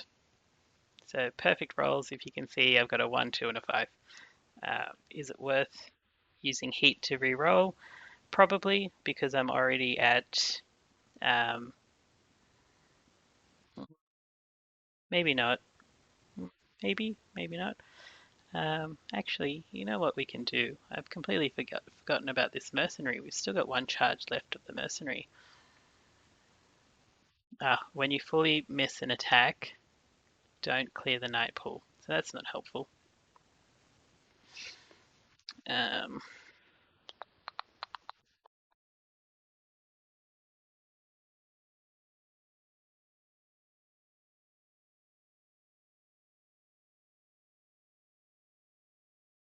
okay, let's just take the hit. So she loses 6. Yeah, so 2 for each hit. She loses 6. And she goes from 9 down to 3. And if we check her peril arc, she's now at the grave level. So she has a limit of 5. And that means I have to draw a grave mortis. What'll it be? There will be a reckoning. Add the You Died Horribly Judicium to the Judicium deck. That's great. Okay, so I'll pop that back. We'll pop it to the back of the Mortis deck, and we will get the You Died Horribly. You Died Horribly.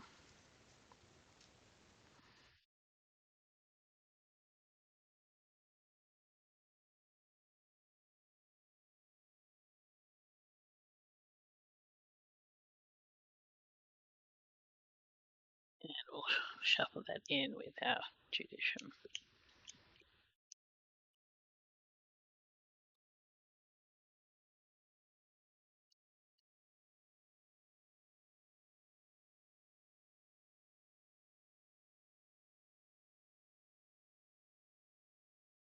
Okay, and this is where we would then go on to resolve Swarm 1, but as we learnt earlier, Swarm only triggers if she's adjacent to any mob, which she isn't, but she does get the after attack, which is a knockback of 3.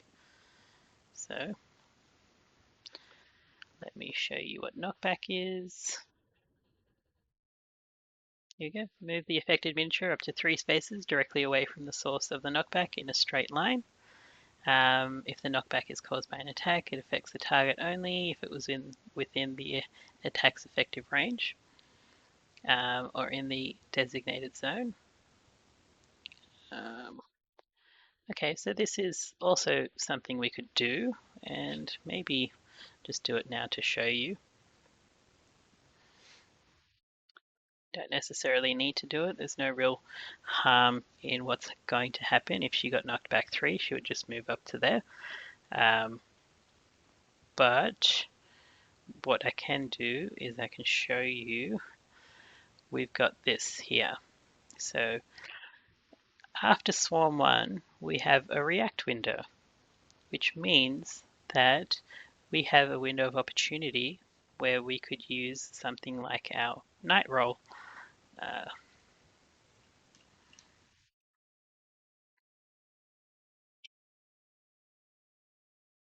We could use our night roll. So night roll lets us add 2 heat and reflex away.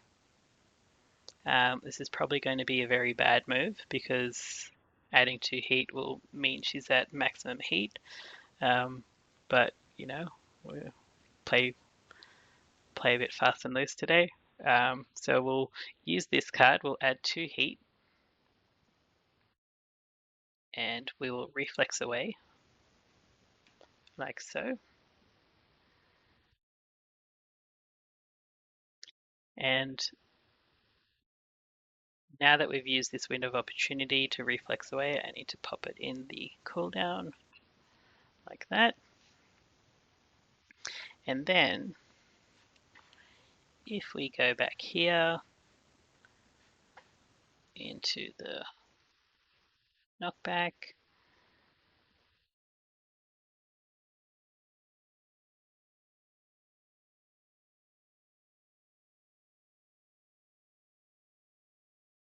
if knockback is caused by a monster response, well, it's not technically not a monster response, but if knockback is caused by an attack, it affects the target only if it's within the attack's effective range, adjacent for normal attacks, in the designated zone for zone, or X within range attacks. So what's actually happened is we have moved out of the zone. We've moved out of adjacency. So this attack was an adjacent attack. It required adjacency. We've moved out of adjacency, and so now the Ironcast Dead can no longer do knockback 3. So we don't have to resolve that. We can pop that away. Unfortunately, that's the end of our turn as knights. We're looking, well, kind of bad for Kara, but everyone else seems to be doing okay. Ralph has fallen over, so we need to get him back on his feet as soon as we can. Hopefully this next monster round doesn't go too badly. So to finish this round, what's happened is we have dealt 4 wounds, plus the 1 single wound over here, which means we're 2 wounds away from winning the clash. Okay, so let's now enter the monster phase. We'll refresh this. So mob 3 is going to attack someone, and mob 4 is going to attack someone. Mob 3 is going to perform an AI attack here. So mob 3 is going to overwhelm. So 5 dice. That's kind of crazy. It's going to do the closest engaged knight. We have 2 engaged knights. We've got Bianca and we've got Ralof. So engaged just means that there has to be a monster adjacent. And if you've got a heat of 4 or more, it's going to be 6 die. So that's what the heat gated effect is there. Luckily, both of our squires don't have 4 or more heat. If there's no other knight in zone 2, escalate the lowest unrevealed mob BP and AI card. Okay, so closest engaged knight is going to be Bianca. Yep, so that's the target. We will move him. So 1, 2, 3, 4. And it's a 5 die roll. So with 5 die, if we go to our rule book and we go to the Squire section,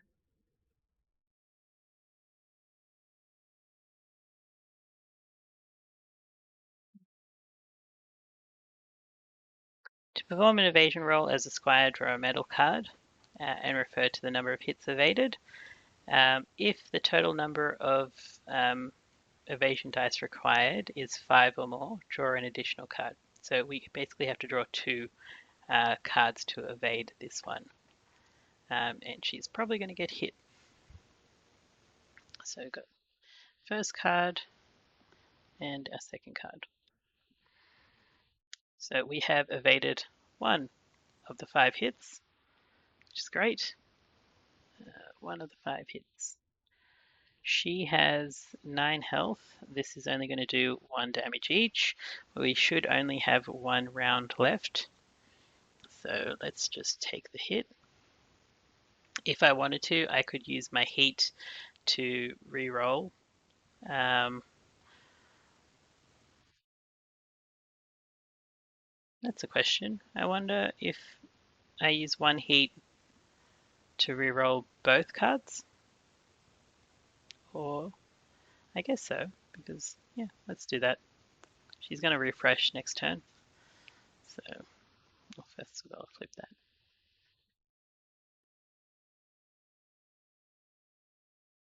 Okay, 2 of the 5 hits now, so 1 less vigor damage, so she gets 3, 3 damage, so 1, 2, 3, and then we've also got a swarm 1, so she gets 1 damage for each adjacent monster, I believe, and I think that includes the attacker.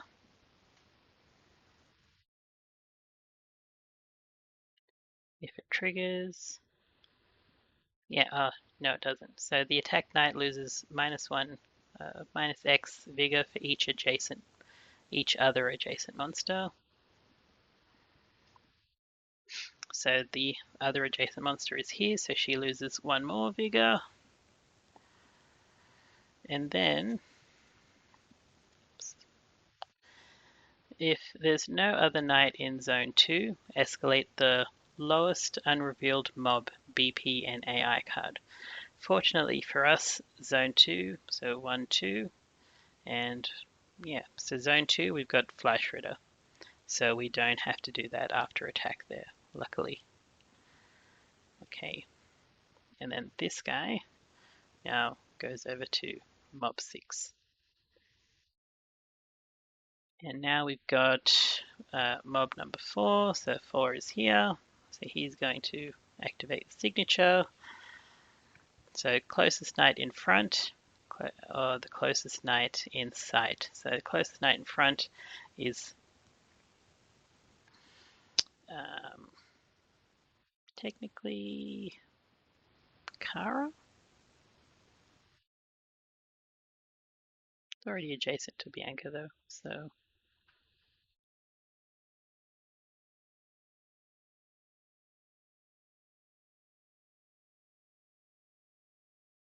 let's double check line of sight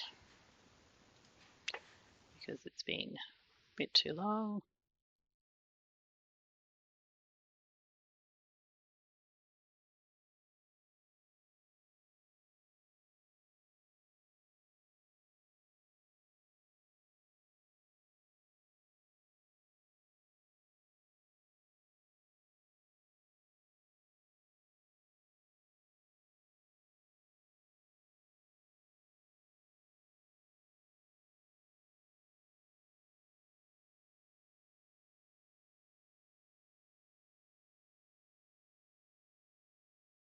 Yeah, so because our Ironcast is facing uh, forwards, technically everyone in front, so it's Kara, who is probably going to get attacked now. Um, yeah, so it's going to be Kara. He's going to ignore Bianca, who's right next to him, and he's going to go up here and attack Kara. So that's because of this bit here. So the monster was facing up. So yeah.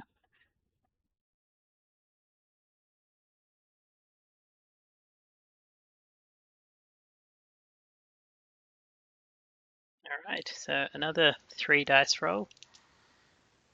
For each hit, lose 1 vigor, and she's only got 3 vigor left, and no heat to re-roll. So this is going to go great.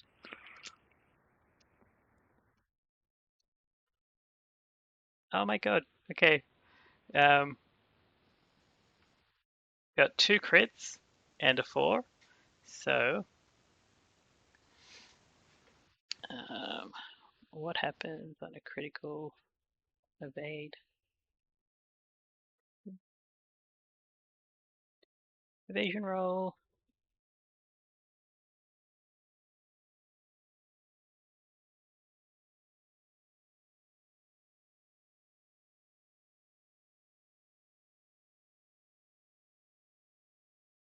I don't think it does anything special unless we.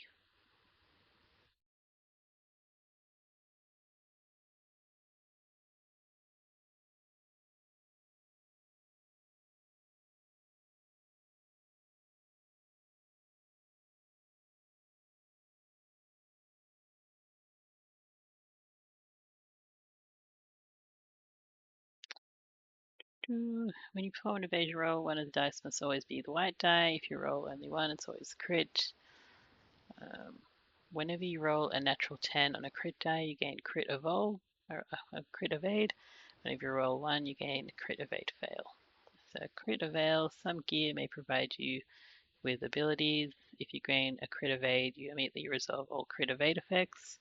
Um, Otherwise, it doesn't do anything. So yeah, I evaded twice, which is good. Kara evaded twice, but she still gets hit once. Uh, she still gets hit once, but that is perfect because for each hit lose 1. So it's not perfect, but it's still better than dying. So she will lose 1 more. So she's in the grave level, and we have to draw a Mortis card again. Okay, another Grave Mortis. It's probably going to be instant death. And it's Stone Scourge. Perform a curse save. Curse level +5. Fail Bane X, where X is the number you failed the save by. That's not so bad because we have no curse at all in our thing, um, in our expedition so far. So we just need to get 5 or more. And I got a 3. So that means I failed by 2, which means I get 2 Bane tokens. Luckily, Bane is a bit meaningless in this because she is going to lose all of that because we're in a tutorial. So Bane actually persists. So this would be a bad outcome if I wasn't so unattached to Kara, in the sense that I'm not actually playing anything with her at the moment. So I don't. Yeah, we're gonna. It'll. This is not a. Bane is not going to persist into any expedition I carry going forward because this is just a tutorial. So that's probably the best outcome in that situation. So she now gets gang up 3 as an after attack. So um, 1, 2, 3, 1, 2. So this is the closest. So she's going to get pushed there, and this guy's going to go there. Okay, and that is the signature. So we were alive, which is good. Signature goes over there. And now we just have to wound, deal 2 more wounds.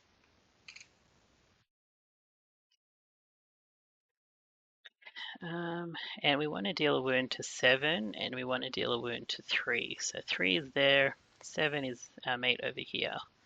So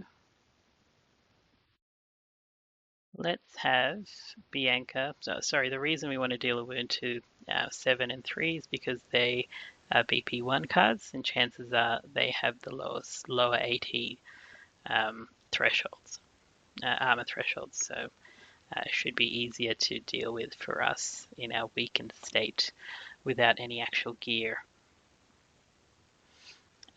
So if we get Kara to attack 7, what'll happen is she will leave more tokens because she goes up to... Oh, she doesn't actually leave any more tokens, but she does get to leave behind more tokens than Bianca. She'll leave the same amount of tokens behind as Bianca. What about Flash Ritter? He'll go up to Passion 2. He doesn't really leave many tokens behind either. So let's have... The other thing I know is that this is my metal deck, right? I know that there's going to be critical cards coming up here pretty soon, which is good because when I get a critical, I can resolve the critical response. So that's something new to show. So how about we do that? Let's have Bianca attack this mob 3. So she's going to refresh. She's going to reduce her heat, increase her passion. So she's now at passion 2.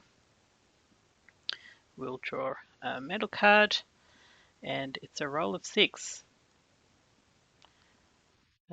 which is not a crit, but we'll take it because she hits. So we'll do that. So we now reveal this guy. So this guy is a bone at arms. He doesn't have an instinct, but he will, if we do wound him, he will draw an AI card for the furthest mob, which is not good. But we're in it now. We have to do it. So we need AT of 2 because we've got -1 over here. And we have a power of 4. So she's got 4 power plus a break token. So she's technically got 5. If she wants, she can spend a book token to get a +1. Now let's look at this card again. So we've actually got an overcome effect of 3+. So this AT is currently 2. We have gotten 5, so we're already 3+. So we don't need to spend any tokens to get anything extra. So we do get to put a power token in our night pool. And we have successfully wounded him. So he gets booted from the board. Unfortunately, we have triggered an AI for the furthest mob again. So that goes there. We need to find an AI 1 card, but we've only got AI 2 cards here. So we'll go looking for one in our discard pile, and we've got 2 here, so we take 1 out, place it with an AI 2, and we shuffle the deck.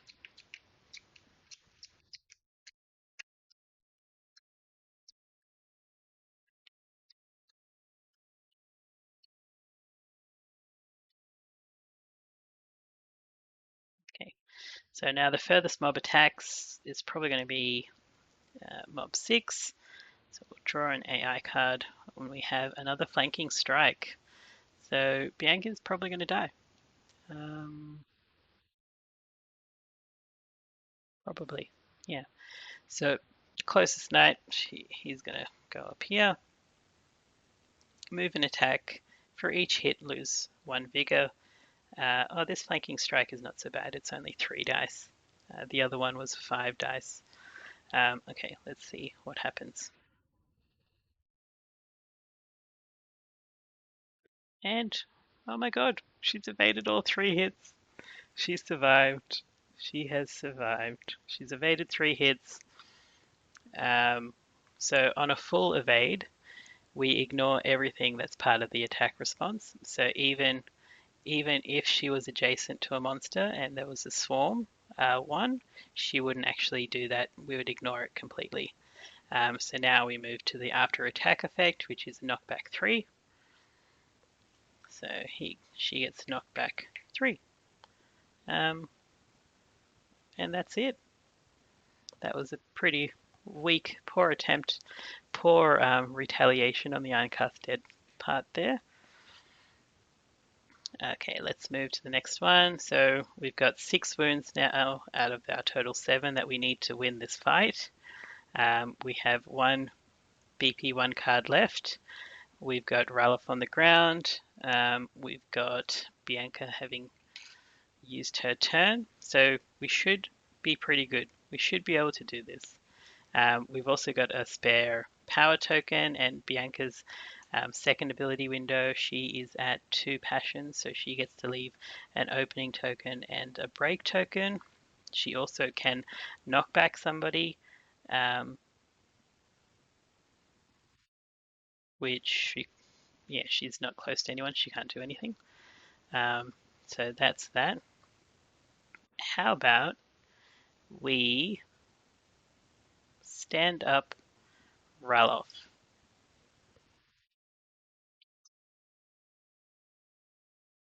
How about we stand up Ralof? Okay, so Ralof, just to show you what happens. So Ralof is currently knocked down, okay? But on his portrait, we have abilities that he can use. So for 2 heat, I can stand him up. He can stand up for 2 heat, basically. So let's go ahead and use that. We'll do 2 heat for him so he can stand up and get back in the fight. And whenever we're instructed to stand up, we flip the card. So if you move voluntarily, if you move voluntarily attack or use an active ability or technique at the start of your turn, stand up. If this card is discarded by another effect, stand up. So we're using our stand up action. He's standing up. We're putting him up, putting your miniature in the normal position and discarding the card.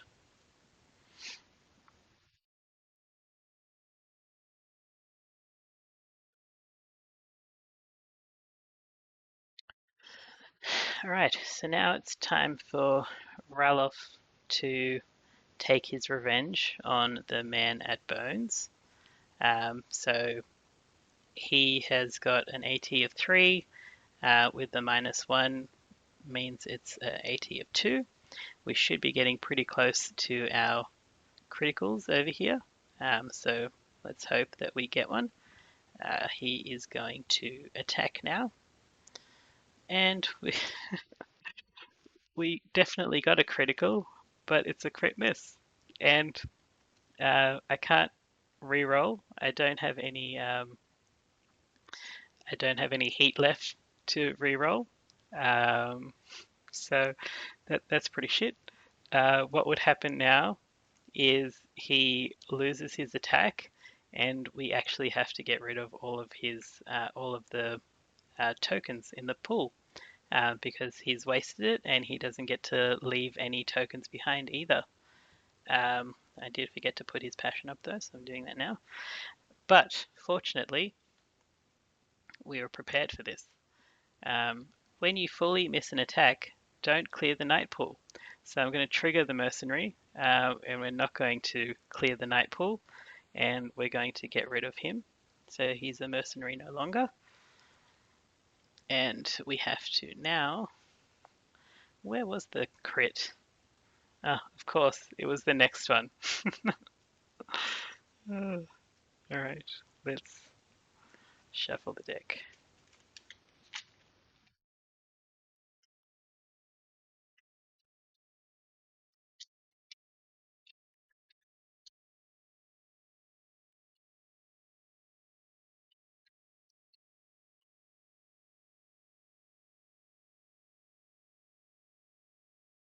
Okay. hopefully, sorry about that. Hopefully, we don't need to use that at all.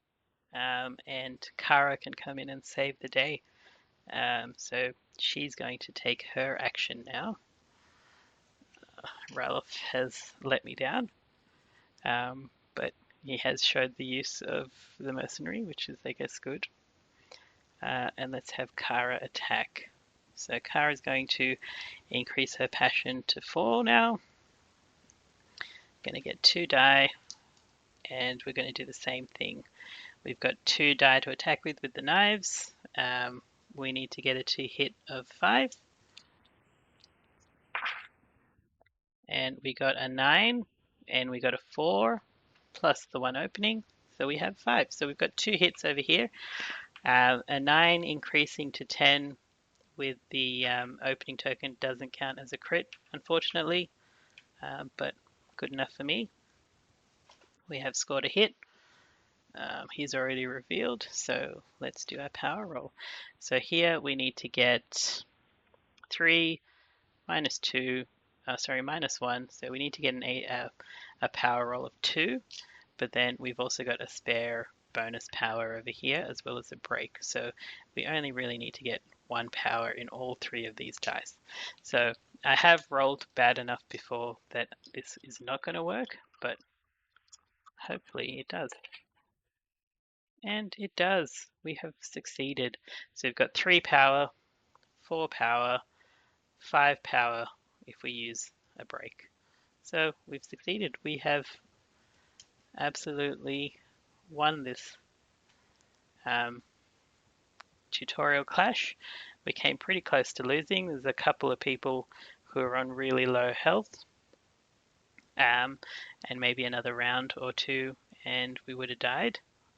But, you know, we did the job. Okay, let's read the end of the Learn to Play.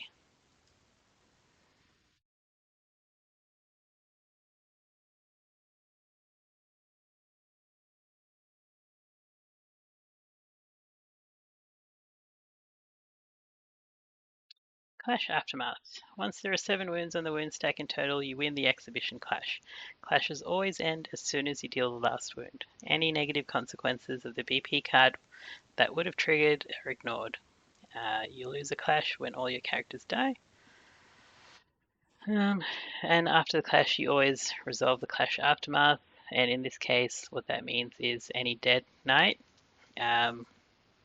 would come back to life with max vigor, stats. Oh, and also don't forget this: anyone who did die and was resurrected, if they're on an investigation or a free roaming, lose half their clues. Stats reset, so everyone resets to their base values. Technique cards come back, condition cards leave. Bane, each knight discards 2 Bane tokens. So Kara had those 2 Bane tokens. She is going to get rid of them.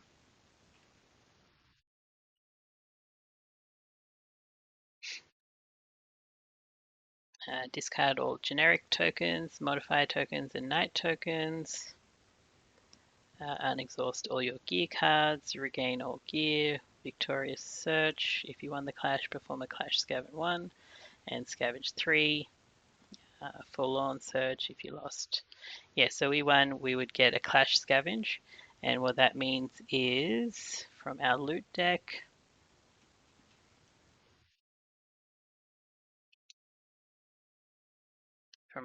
over here, we would get to take one of the exhibition clash cards. All right, victory. The last Ironcast Shambler falls, head cloven from his shoulders by a single vicious swipe. In the aftermath, the only sound is the heavy breathing of the 2 knights as the blood rush quells in their ears. The foremost of the cultists glares in rage at the duo before ordering a retreat. They offer a single hissed threat of retaliation. Someday, before they are gone. Kara and the Flash Ritter do not give chase, instead turning their attention to the dice. The girl is unconscious, but alive. Strange markings have been drawn upon her flesh, glyphs that flow up the arms and legs and encircle the throat.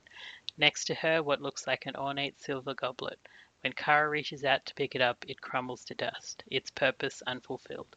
A faint, whispered sound echoes in the air, a frustrated howl, a long-denied hunger once more refused. The two waste no time bringing the child back to the outpost, where her brother waits anxiously. He joyously celebrates the safe return of his sister, thanking the duo profusely. "Thank you, kind sirs," he repeats over and over.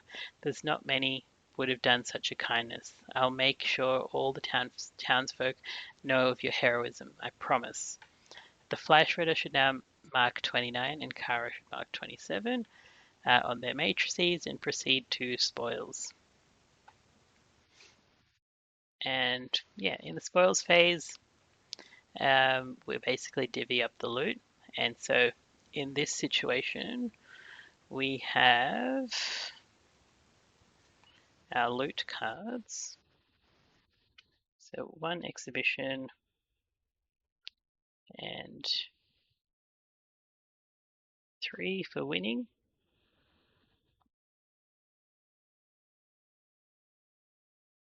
So these are all the loot cards that I collected during my exhibition.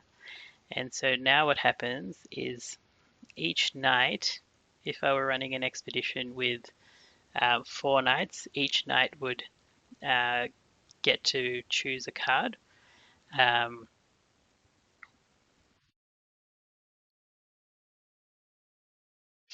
each knight gets to choose a card. Obviously, there's the party leader to account for. So the party leader would kind of, take. Yeah, he's supposed to kind of agree on who gets what. Luckily, I play solo, so I get everything. Um, what's going to happen here is um, either Flash Ritter would get the. Oh, you can't see. Sorry.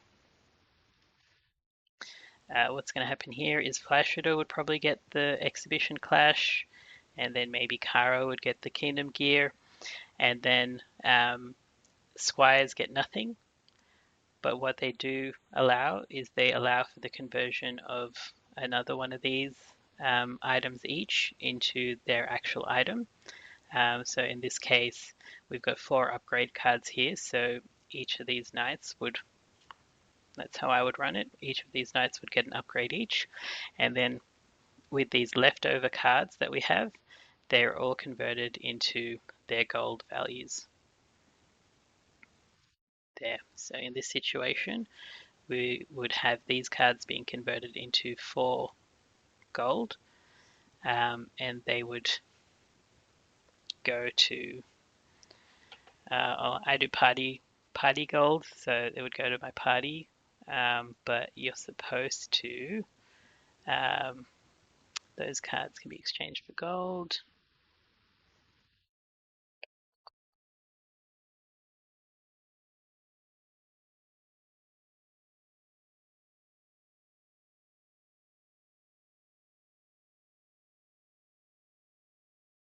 Yeah, if there are any remaining common goods, they become the spare scrap one by one, starting from the party leader, then going clockwise. Each knight takes 1 card. So in this situation, Flash Ritter would take 1 upgrade, and Kara would take the other, and they would be converting this as common goods into 2 gold each. Yeah, and so what happens with these other 2 cards is they get a choice of converting this into an item upgrade, an upgrade item, or you've got a choice of using the uh, card to get more gold if you don't like the item, and the same goes for the exhibition clash items. So this card here equals 1 exhibition clash, equals 1 loot from the particular mob, the boss that you battled.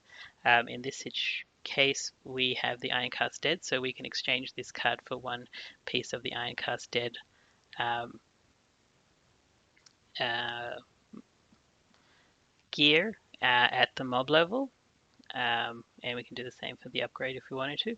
Or if we didn't like any of the gear that was available, we could convert all of it to gold.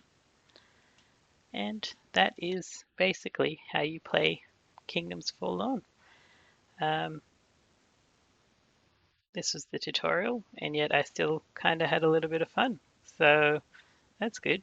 And I guess we had some minor highs here. Um, Not as good as you would get in the full game.